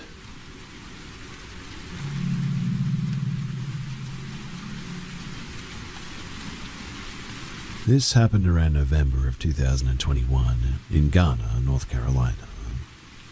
North Carolina, being how it is when it comes to weather, it was a fairly warm night this night. I went to the neighborhood soccer field to go stargazing and to look at the full moon. The sky was clear and the moon was bright. It lit the field up nicely, in fact. After I set up my telescope, 20 minutes passed by with my back turned towards the neighborhood. I see a light dance to my left, so I turn around. A guard is doing their routine patrol and checking for intruders, so I think nothing of it and I turn my attention back to the stars. Then, I heard a noise that didn't sound human or like an animal. A deep guttural sound came from far behind me and I turned to look again. It was the guard. It didn't feel right at all and I turned back to start picking my stuff up. Then I hear footsteps getting closer, and the light was gone. "What a wonderful night, isn't it?" the voice asked. I turned to respond, but I noticed something off. The figure stood straight, like a soldier in the military, feet together and arms to his side. Yeah, it is," was all that I could muster out, then continued gathering my telescope and bag. "What's your name?" the guard asked. The way that he asked was unsettling. It sounded sort of layered, I guess, as if there was another voice speaking along with his, curious yet menacing. My name's Jackson," was all I responded with, giving a fake name. I turned to face him, and then I noticed why it seemed off. The figure was wearing a guard's uniform, but it looked worn and tattered. Its skin was black as a void, and I tried to look at its face with the moonlight, but there was nothing but a smile, a big menacing smile. "Nice to meet you, Jackson. My name's Mike," he said as he tilted his head to the side, revealing that there were no other features but that insidious smile. I began walking towards the neighborhood, but when I walked past him, my spine felt like it was turning into ice all of a sudden. And what followed made me terrified. It was the smell of sulfur. "Have a wonderful night, Jackson," was the last thing that I heard, and the act was slipping. The voice sounded inhuman, and even though I gave him a fake name, it made it worse. I walked far enough away to where I could still see the field and have a good distance away to see if he would return out from there, but he never did. So, a few months later, it was February, I was on a nightly walk and I stopped by the neighborhood office to visit the cat that resided there. While I was petting and playing with the little guy, a night guard stopped by to check on me to see if I was all right. I told him that I was and that I was visiting as the cat was in my lap, and before he walked away, I asked him if there was anyone named Mike that worked there back in November. He asked why, and I explained what had happened around that time, and then he promptly went to go and find me an answer. After a few more minutes, he came back out and looked confused. There was no one named Mike that worked there around that time in November, and he looked just as confused as I did, and maybe a bit more horrified considering that that was apparently his next area to check. We talked a bit more about how we both didn't like to mess with the paranormal, witchcraft, anything of the sort. Then we parted ways, leaving me more unnerved than I was prior. To this day, that night still freaks me out, sending bad chills down my spine whenever I remember the disturbing and sinister smile that pierced through that void that was its face.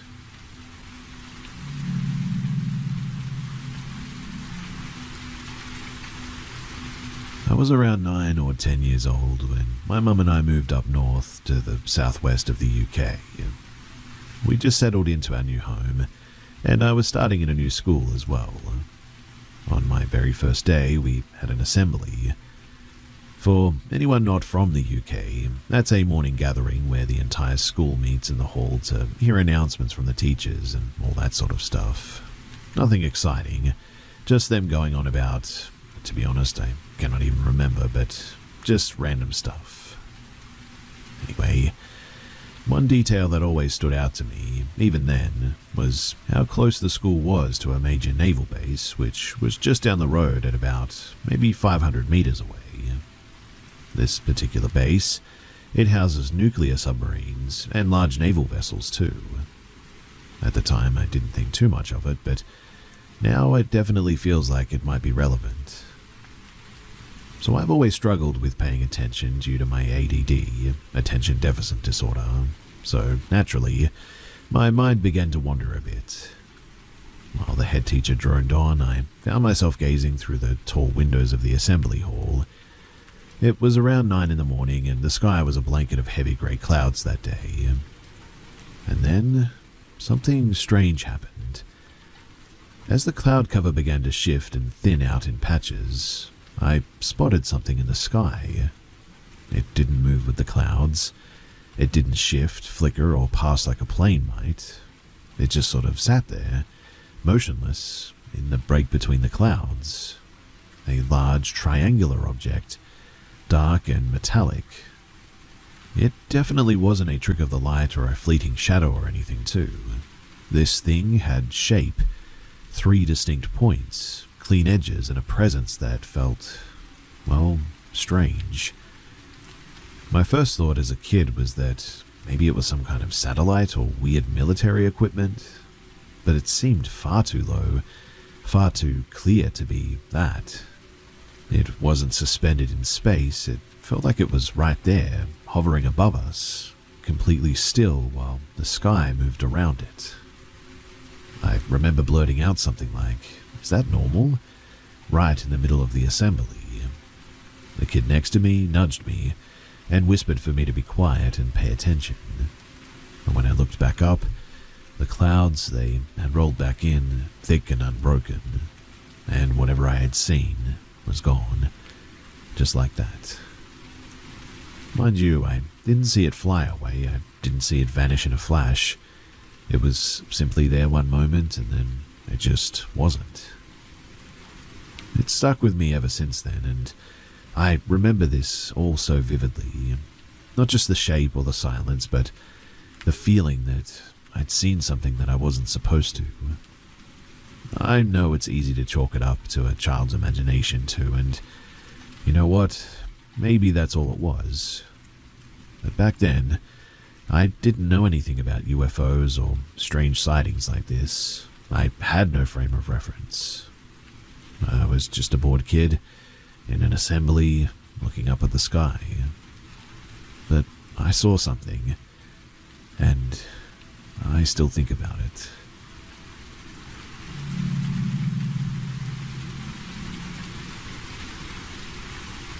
This begins back when I was 15. Just for some background too, I work in a 5-star Michelin restaurant as a waitress in a sweet little area. We usually don't get anyone with bad intentions, usually just snobs really. Anyway, Easter Sunday of 2022, one of the busiest days of the year for us, a man, who will be known as the Easter Man, came in looking for a table for one. He was in a 3-piece suit with a carton of chicken eggs. He was sat in my section, so I go over to get a drink and food order. Once I got his order, he kept me talking, asking about my education, what I was doing in school, what my plans for the future were, what my hobbies were, my name, etc., etc. Just a little too much to be polite, but I let it slide. I was busy and tired, and I didn't want any trouble. Eventually, he left for the day, and quite honestly, I thought that was that. Now, for the next couple of months, he would come in 2 to 3 days every week. He got more confident too, attempting to flirt with me, asking me to come out with him after work. However, things got worse when one shift, I was walking him to his table and he slid his hands down my back and over my butt. I turned around and somehow politely told him not to touch me and do not push my boundaries, as I was only 15 and he knew that. After that, I didn't serve him that day. A week later he came in and I refused to serve him once again. My manager took over his table, and yet when everybody was on break and it was only me on the floor, he came inside. He knew by that point that it was table service only, and came up behind me, bringing his hands down on my arms. I was shaken up by that, but politely again told him not to touch me. And then after that, I didn't hear from him again until next Easter of 2023. Now, last Easter, things got worse. He showed up again, the usual shenanigans, yet my managers were prepped this year, not allowing me to go within the vicinity of him, keeping me safe. But this was only useful inside of work. You see, I walk through the town centre to get to work. It's about a 25-minute walk from the train station, and as I was walking to work one day, he saw me in his car and followed me into work. I immediately told my managers, who, yet again, told me to stay away from him. A week after that, I was having coffee before work, about a 15-minute walk away from my job, and what do you know? Guess who sees me and follows me on foot to work? I again tell my managers, who keep me away from him, again mind you, yet that day was different. He asked my managers for me, saying that he knew that I was there because he'd seen me.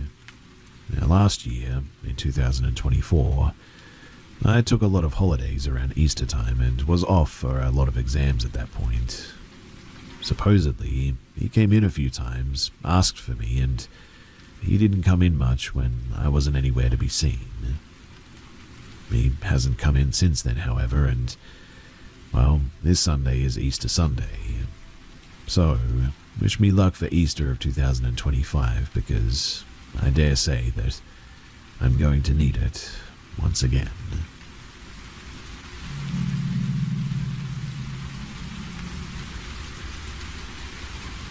This experience happened when I was 21, 5 years ago now. It's something that has played on my mind since, but I've never really talked about it. So, I went to dinner with a friend from university. Her name was Amy. We had one glass of red wine each with dinner, and I was staying at her house that night. So by the time that we got back, I was totally sober. Like I said, it was one glass of wine with dinner anyway. I never even felt tipsy.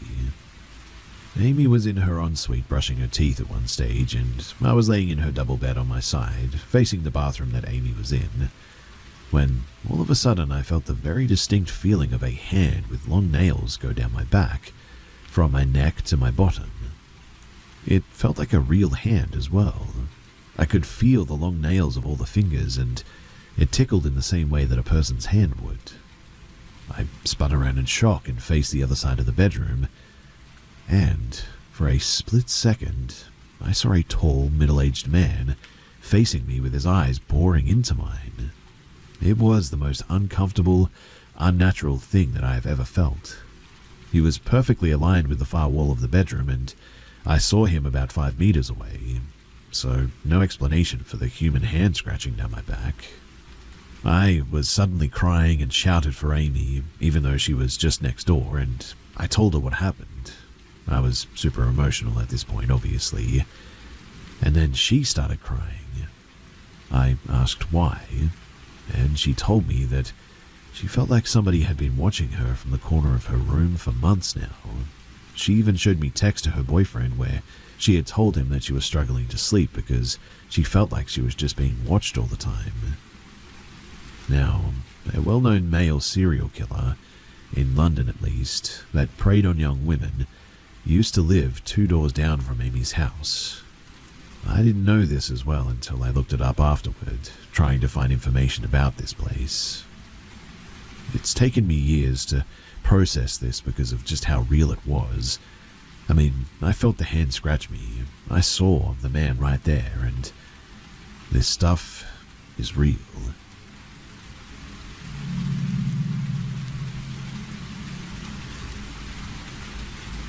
So I am an EMT as of writing this, but as this takes place, I was a student doing an ambulance ride-out with the local fire department.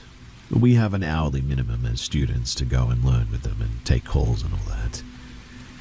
Now, on my official last day of ride-outs, I chose a Friday night shift, 3 p.m. to 11 p.m. I live in a busy-ish, smaller city in Texas, so most of our calls at this station would occur later into the night. And so, as you can probably imagine, it was common for us to sit around waiting for nighttime. Now, I was taking notes for class when we got dispatched to an unknown status female under a bridge. This isn't unusual, as we have a big homeless population and callers will see them on the road and think that something is wrong. Often they'll just be drunk, or sometimes we have to give them something if they have OD'd or whatever. I was pretty excited, not because of someone hurt obviously, but because of the adrenaline rush. But walking out onto the scene, we were dispatched to a residence. It wasn't a house, but it was more a collection of tents intricately connected together under a big main highway road. Walking closer, the EMT, medic and I found who our patient was. Initially, she had her back turned toward us and she was sitting down crisscross style, so we were unable to see what she was doing.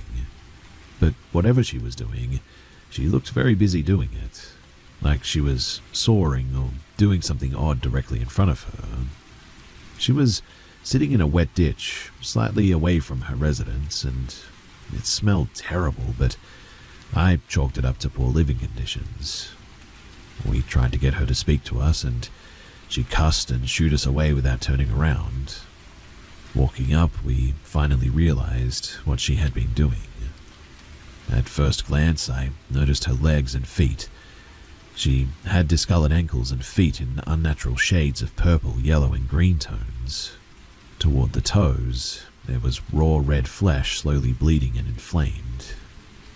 I didn't recognize what she was holding at first, as I was too distracted by her feet. At this moment, my medic was talking to her, trying to comprehend what the heck was happening, and to get her to want transport, but she was trying to cut off her toes with a pair of kitchen scissors. She had completely degloved her toes, and we were also unable to find them on the scene. Now, despite the gruesome injury, she was not in pain, assumedly from the flesh necrotizing. She was also arguing my paramedic down, saying that she did not need to go to the hospital. It took about 30 minutes to get her to at least come inside the ambulance. Unfortunately, the medic and I, we were the unlucky ones to sit in the back with her while the EMT transported. Before transport, however, the smell was overwhelming, and my medic had to briefly step out and throw up before going en route. I'm still unsure why I didn't get sick. I mean, it was really bad. I do have a background in mortuary transport though, so a bonus from that job, I guess. With her on the stretcher and with better lighting, we were able to see the damage that she had done to her own feet. Now, the entire time she was arguing that she wouldn't need an amputation and that cutting her toes off and wrapping bandage around them to get rid of the gangrene would be enough. I looked at her injuries more closely and saw that there were bugs in her skin. Not big ones, but the movement was present, and that's how I noticed them. We didn't want to make her angrier than she was, so we didn't take any vitals or ask too many questions. The stench, though, was absolute insanity. Upon arrival to the hospital, an ED doctor that I had seen a few times during clinicals took over. The patient was very excitingly screaming about her removal of her toes directly into the doctor's face. We sprayed everything and wiped literally every surface of that ambulance with disinfectant. Directly after that, we left and got some food from Zaxby's. Also, I will mention too that the patient had a bunch of racist tattoos on her, and the day before the fire department had been out on her for a similar call before she hacked off her toes. She had been screaming racist profanities, slurs at one of the responding EMSs, and she apparently had an entire handle of Tito's to drink. And while I don't think that this is the scariest thing to ever happen to anyone, I was certainly very unnerved by the experience. Seeing as I'd only responded to car wrecks, TV, and medical issues so far, something like this was definitely unexpected. Sometimes, too, I'll just randomly have images of her feet pop into my mind, and that is something that is very hard to live with.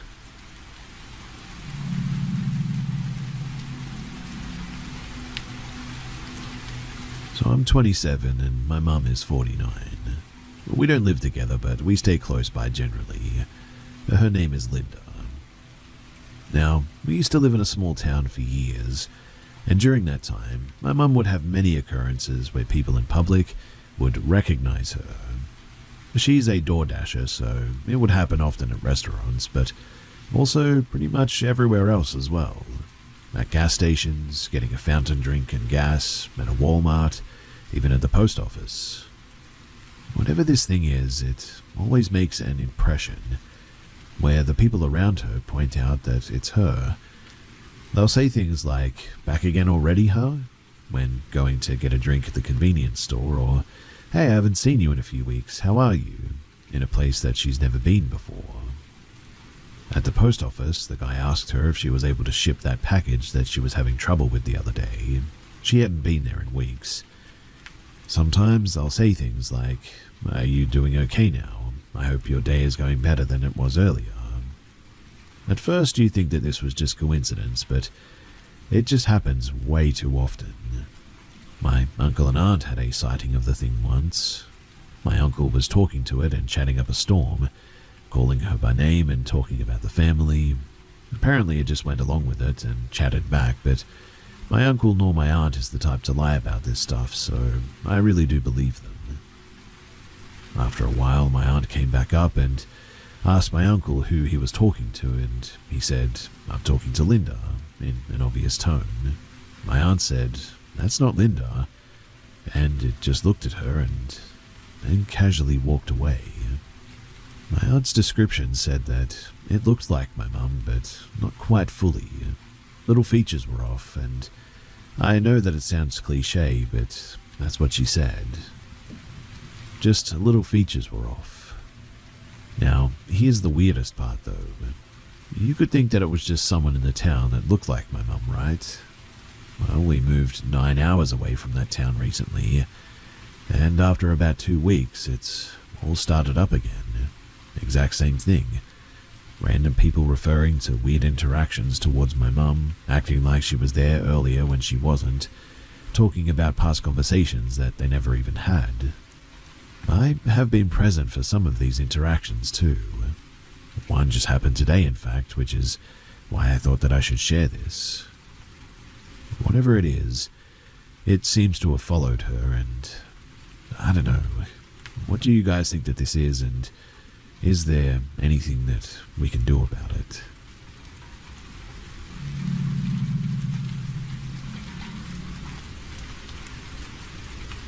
In the summer of 2014, my then girlfriend and I got access to her brother's apartment. It was the year after we had both graduated, so we were still living at home with our parents. That's why we were excited to have a week with our own place where we could be alone. My brother had warned us that the apartment was haunted, not something that we paid too much attention to. Neither of us particularly were interested in anything paranormal, and I think we mostly just sort of laughed it off as a bit of a joke. I mean, we were just happy to have somewhere to crash when we came home late from seeing friends, without disturbing our parents for once. Now, on the very first evening, while lying on the couch watching a movie, we heard something fall to the floor in the kitchen. When we went to go and check, there was a plastic cup, one that had been on the counter, lying in the middle of the floor, as if someone had forcefully knocked it off. We hadn't even been in the kitchen that evening since we had eaten out, so we just left the cup where it was and we kept watching the movie. The next day we got ready for another summer day and left the apartment right after breakfast, and when we came back in the late afternoon or evening and walked into the kitchen, there was another item on the floor, this time a large plastic gym shaker. We picked up both objects this time. We didn't really talk much about it, just noted that it did happen and it was weird. But that night is when things got truly eerie. So we went to bed in the bedroom and made sure that everything was closed like we normally did. The apartment was on the ground floor, and there was a fair amount of visibility from the outside, so we drew the curtains and shut all the windows, partly to keep out the traffic noise and partly so that no one could see in. Of course, that made the room very warm, and in the middle of the night, my girlfriend woke me up. We were both lying on our backs in bed when she told me to look up, and the ceiling lamp, which hung from a long cord, was spinning rapidly, as if someone had given it a powerful push to make it rotate in a perfect circle. I was awake now, but very tired. I remember staring at the lamp until it stopped spinning and then just sort of falling back asleep. The next morning, she told me that she had stayed awake the entire night because she was so shaken by it. I remember her being pretty rattled the next day, but we moved on quickly and we never really talked about it again. Our relationship didn't last past the fall, and 8 years later, in a completely different city, we went home together after running into each other by chance during a night out. I asked her if she remembered the lamp in the bedroom that summer, and she immediately burst out yes, and that it honestly terrified her. It's something that I'll never forget, and something that to this day I still cannot explain.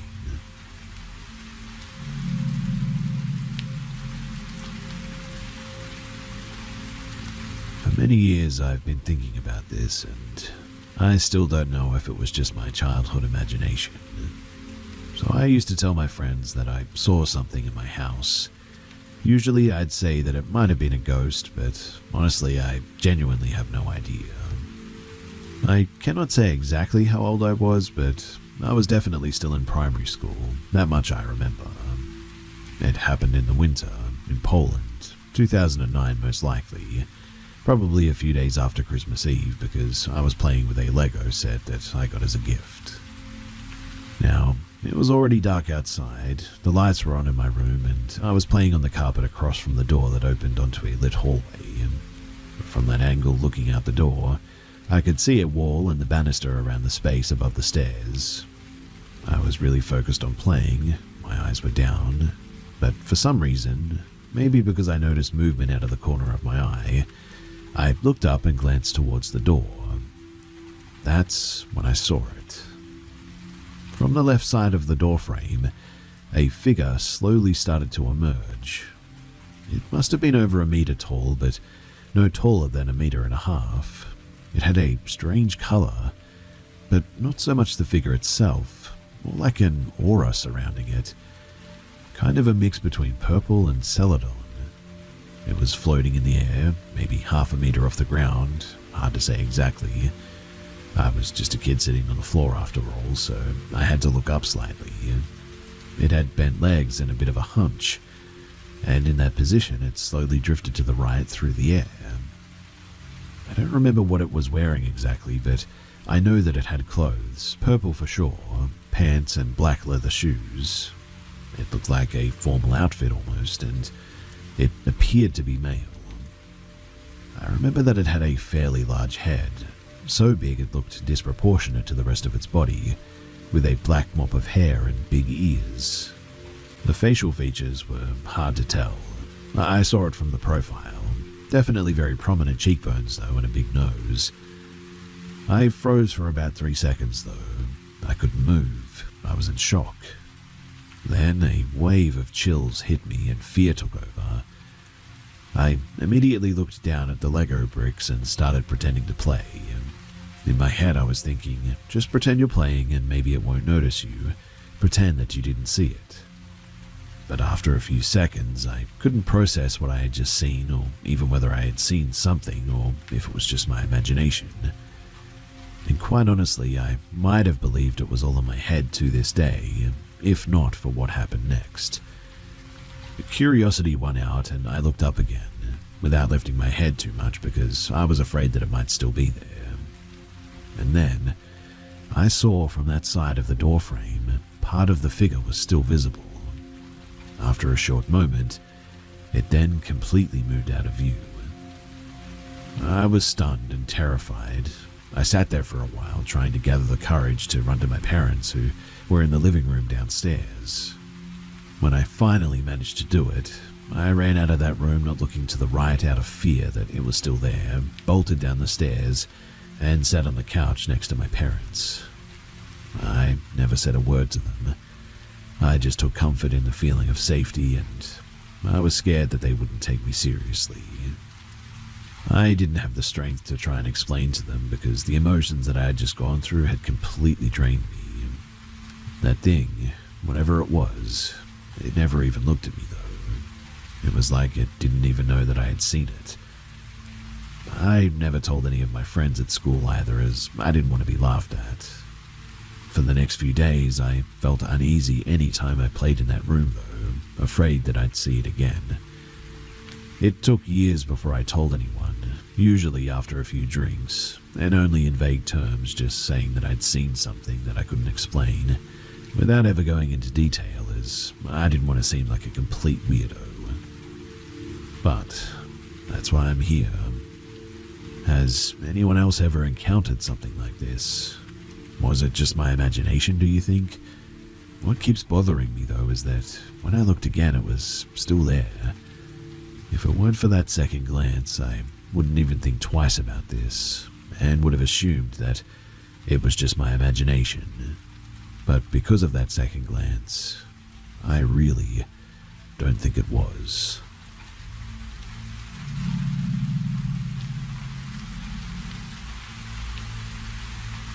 This happened when I was a kid. My parents and I had moved to this apartment complex back in 1986 that was built in the 40s during World War II. The basement had a fallout shelter installed, and in the fallout shelter, there were gas masks, tins of old food, old World War II posters of enlisting.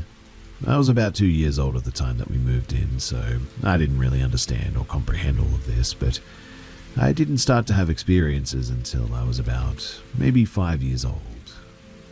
Some experiences involved my toys going on by themselves, dolls in spots that I didn't leave them, my radio turning off and on, to which my parents' explanation was that I was doing it, but didn't remember, or that it was just my imagination. But that all changed one night. Now, I had 2 windows on the side of my bed. This is relevant too. The right one would open and stay open with no problem, but the left one was always broken and a bit weird. It just wouldn't stay open, and we would have to stick a board in the window for it to remain open. Now one night I had woken up to this loud bang which scared me half to death, causing me to sit straight up in bed. As I'm sitting there, my eyes trying to adjust to the room, looking around to see if something may have fallen, and if so, where. That's when I heard it again, another huge bang. It was on the side of me, so I look over in the direction to see what it could have been, but didn't see anything that could have made that noise. That is, until I see the left window, the window that needs a board to stay open, slowly opening up, and opening by itself.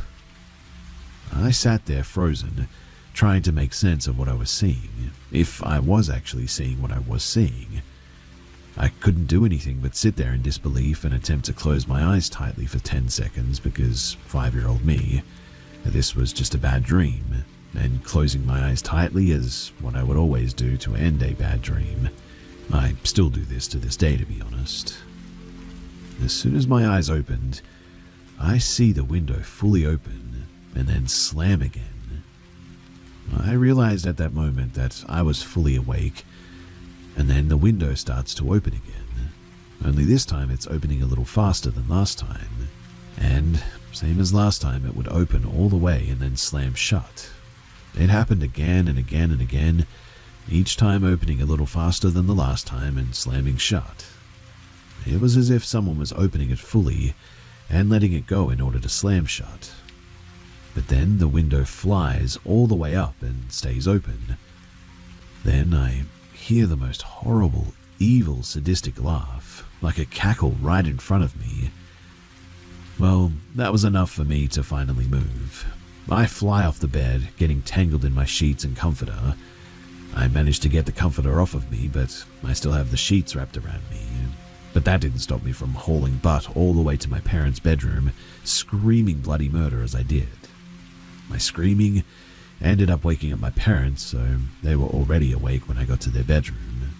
I'm trying to explain to them what had just happened, what I had seen, and told them about the cackling and all that. My mother was the comforting parent and was trying to calm me down as best as she could, telling me that I just had a really bad nightmare and that my nightmare continued when I was semi-awake because I was half asleep awake. I was persistent though, and kept repeating myself over and over and over, telling them about the window opening and shutting by itself, and the cackling again and again. My father, who was the no-nonsense parent, was extremely upset that I had woken him up, and said, "Enough, it was just a bad dream. Come on, I'll show you. There's nothing in your room to be afraid of, and your mother's right. You probably just dreamed the whole thing. So come on, let's go." My father and I head back to my bedroom. My little hand clenching his hand tightly, we go into my room. My comforter is still on the floor.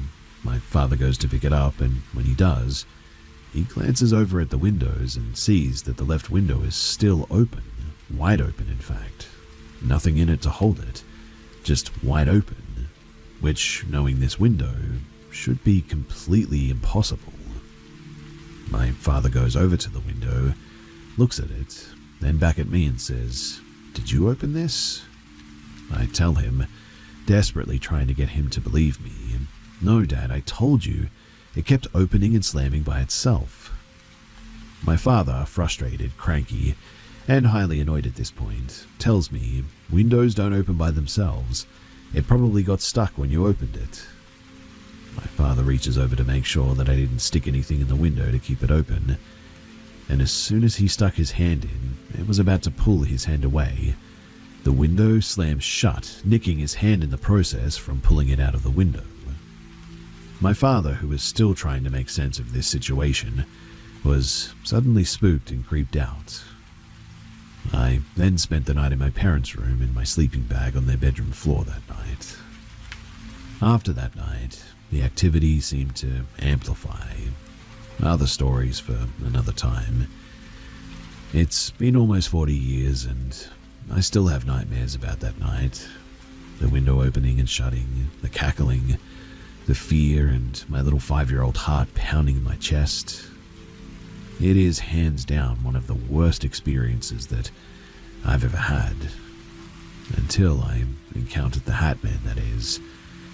Which, again, is another story for another time.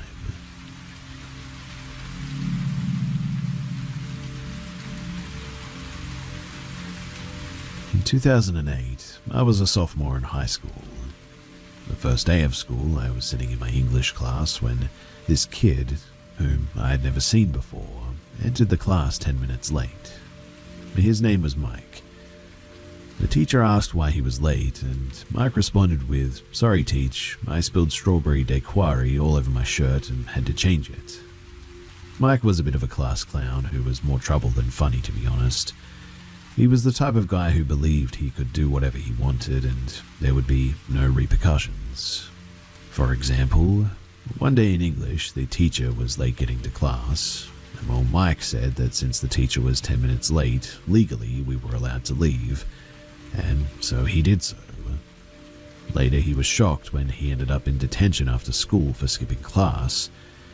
But Mike and his friends were the group that would sit in the parking lot at lunch and rev the engines of their Subarus and act like they were in Tokyo Drift or something. I remember that Mike played football that year and was livid that the coach didn't make him the starting quarterback, despite him not being all that impressive as an athlete. However, the thing that I remember the most about Mike was that he always wore this white baseball cap backwards and turned to the side, which was the style at that time. Well, the next year, my junior year, Mike just never showed up to school. Word was that he had been drinking with a group of friends near a fishing spot by the local river when he just disappeared. The rumors also started, and one was that he got into a fight with another guy who hit him in the head with a beer bottle. According to the rumor, Mike fell into the river and was swept away.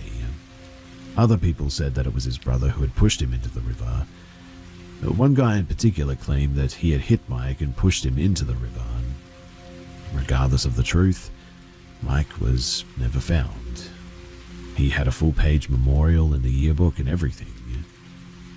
After that year, though, nobody ever really mentioned Mike again. As time went by, the only time that he would be mentioned were when some friends and I would meet up and somebody would say, "Who was that kid who disappeared again?" And the story would be told. Almost 15 years after Mike went missing, though, I met a guy who was a retired detective for the sheriff's department. His name was Jim. Well, it turns out that Jim was the one that investigated Mike's disappearance. When I mentioned the rumors about him getting hit with a beer bottle, he said, "Yeah, we heard those rumors too, but they just never panned out." Jim told me that the day that Mike went missing, he was out by the fishing spot with anywhere between 5 to 10 other teenagers. Mike had paid a homeless guy to buy a beer from the local store, so he and his friends could party out there. Afterwards, they drove way out to the fishing spot, 30 to 40 miles out of town. And Jim said that, more than likely, Mike was drunk and fell into the river and just was swept away. They never did find the body, which Jim said was probably in the Gulf of Mexico by now. Jim asked what kind of student Mike was in school. I told Jim that I thought Mike was an entitled class clown, to be honest. Jim wasn't surprised. Everybody else told him what a great student that he was, which he said isn't surprising with missing persons cases. Jim said that nobody wants to be the person who spoke poorly of the guy. He also said that he got the same feeling about Mike's parents. Dad came across as a bully who peaked in school, and Mum was the homecoming queen sort of deal. People who just never really moved on past that point, I guess. People who may have encouraged Mike's behavior, telling him about all the fun that they had had in their high school days. Well, a year or so later, I was out fishing by that spot at some point. I had gotten there late in the afternoon, and by the time that I was ready to leave, the sun had already gone down behind the hills. It was light enough that you could still see, but dark enough that you need your headlights when driving for sure. As I walked back to my truck, I noticed that I was the only one in the parking area, so I put my fishing gear in the bed and climbed into the driver's seat. As I backed my truck up, the headlights illuminated a cluster of trees in front of me. And that was when I saw the white hat against the dark backdrop of the woods. Thinking that somebody may have just left a lost hat hanging in the trees, which is common practice for lost gear, I flipped on my high beams to see if anything else was in the trees. And when I did, standing in the trees was a person that I recognized but couldn't place immediately. The figure was wearing the white hat and staring at me. After a few seconds of staring at him, trying to place where I knew this guy from, it clicked. It was Mike. He looked exactly the same that he did as that day that he claimed to have spilled his cocktail on his shirt. Almost immediately I realized who I was looking at. Mike then turned and walked into the forest. I then put my truck into gear and I noped out of there as fast as I could. I also haven't been back to that fishing spot since then, and I definitely do not plan on going back after sundown. I eventually asked a couple of guys that I know who fish out there if they've ever seen anything strange out there, but nobody ever had. I really don't know if I saw Mike because I knew him or if there was another reason, but I will never forget that white hat that he would wear all the time.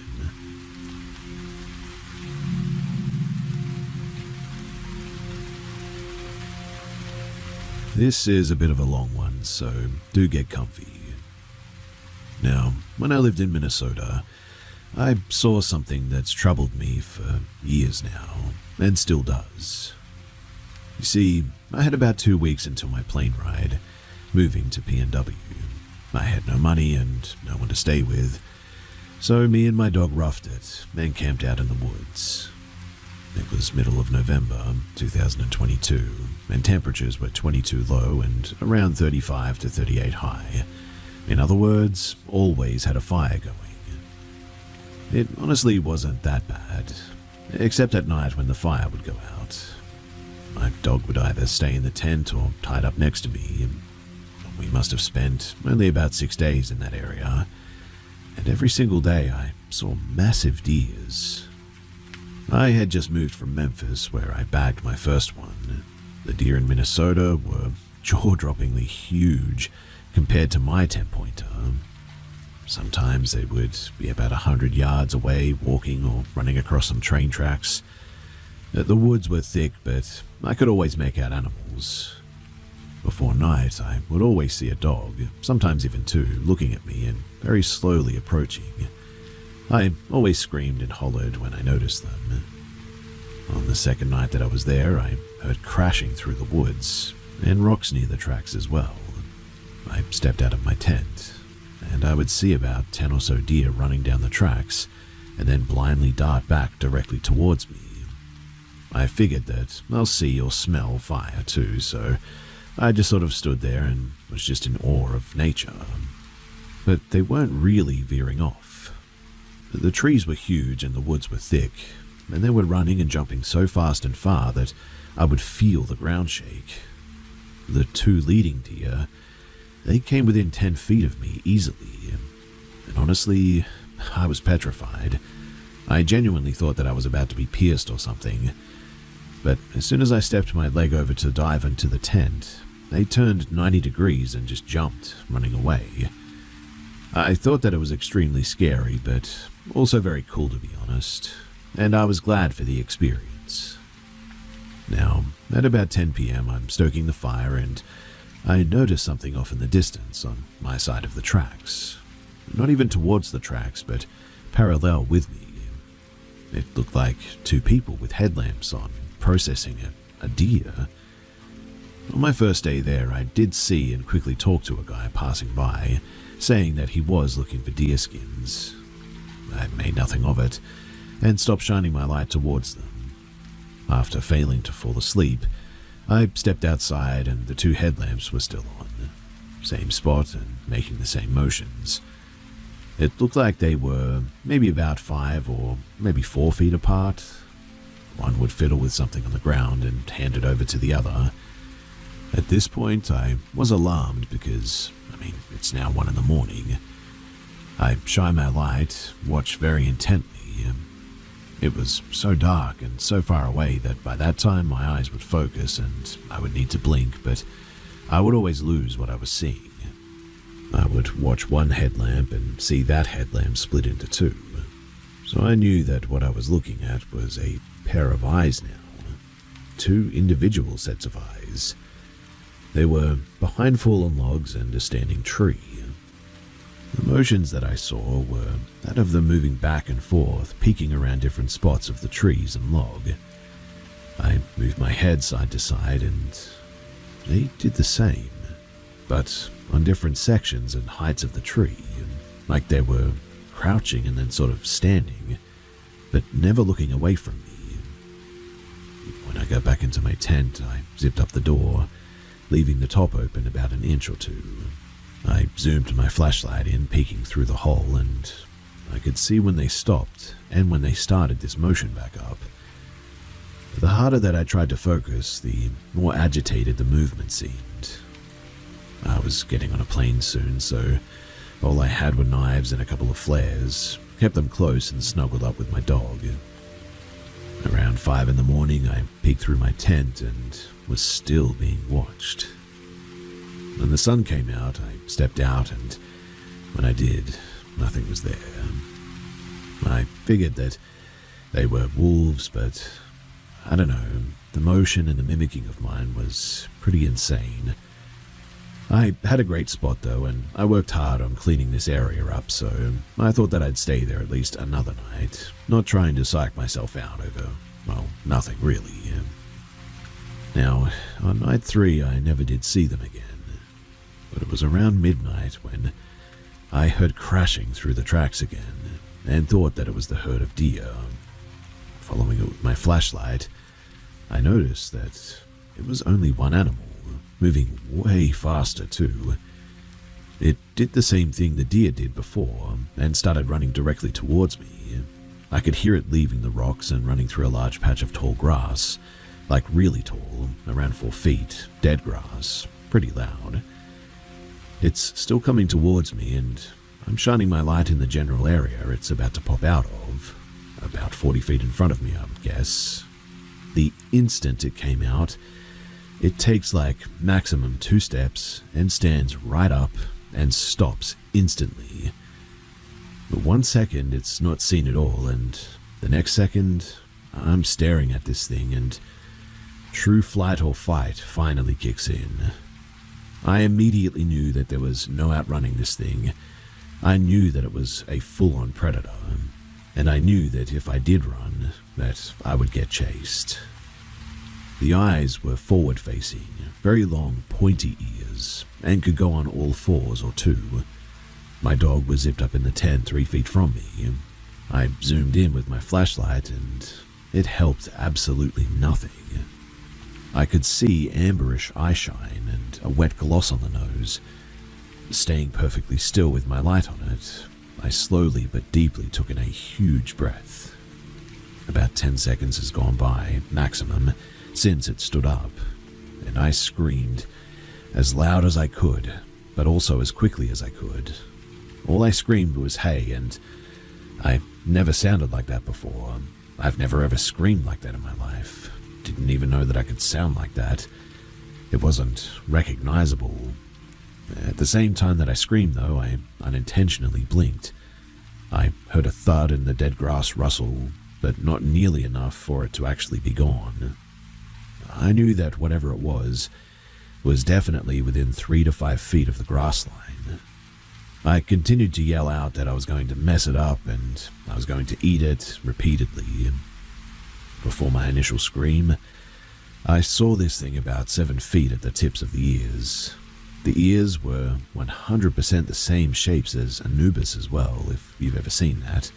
Stupidly long and pointy, very pointy. Well, after not hearing anything for quite some time, I just decided that I would take my chances and head back into my tent, and I just stayed there all night, awake and trying to figure out what to do. Thankfully, I made it through the night, and the next morning I walked out into town and went to Caribou Coffee for some Wi-Fi. First thing I did when my phone turned on, I needed to charge, was I searched up images of Anubis. And quite honestly, I started crying silently right there in the store, staring at this picture. I contacted my family in PNW to get a new plane ticket for an earlier arrival. My 2 weeks had now turned into 1. Getting back to camp, I started packing everything up to relocate my camping spot. This was a mistake though, because that giant thing that I saw, I totally forgot about the 2 things that I saw on night 2.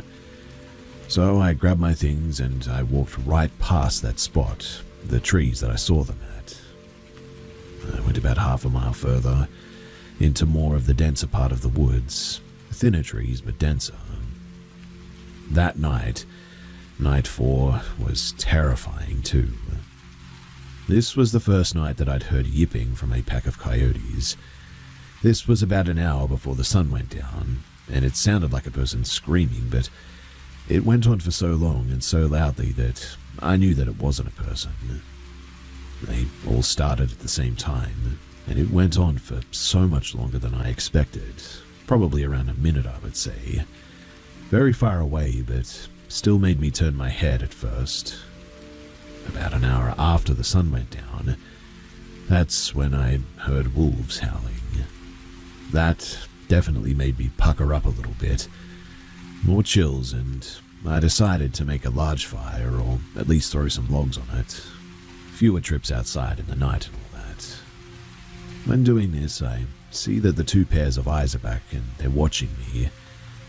Again, I kept being loud and screaming that I was going to eat you and all this, along with other things. The next night, though, it only got worse. Every single night after that, too, just got worse and worse. First night at this new location, the 2 pairs of eyes come back. The second night was 6 pairs, and the next 8. All of them were at a distance, but very, very still. They stood in the exact same spot every night that they returned, with the main 2 mimicking my motions, peeking around trees for a better view, it seemed. I even saw them vigorously bobbing up and down like a monkey would when I unzipped my tent. When it was finally time to leave, I quickly packed up what I could bring and I left everything not allowed on the flight behind in my tent, not even really caring anymore and just happy to get the heck out of there.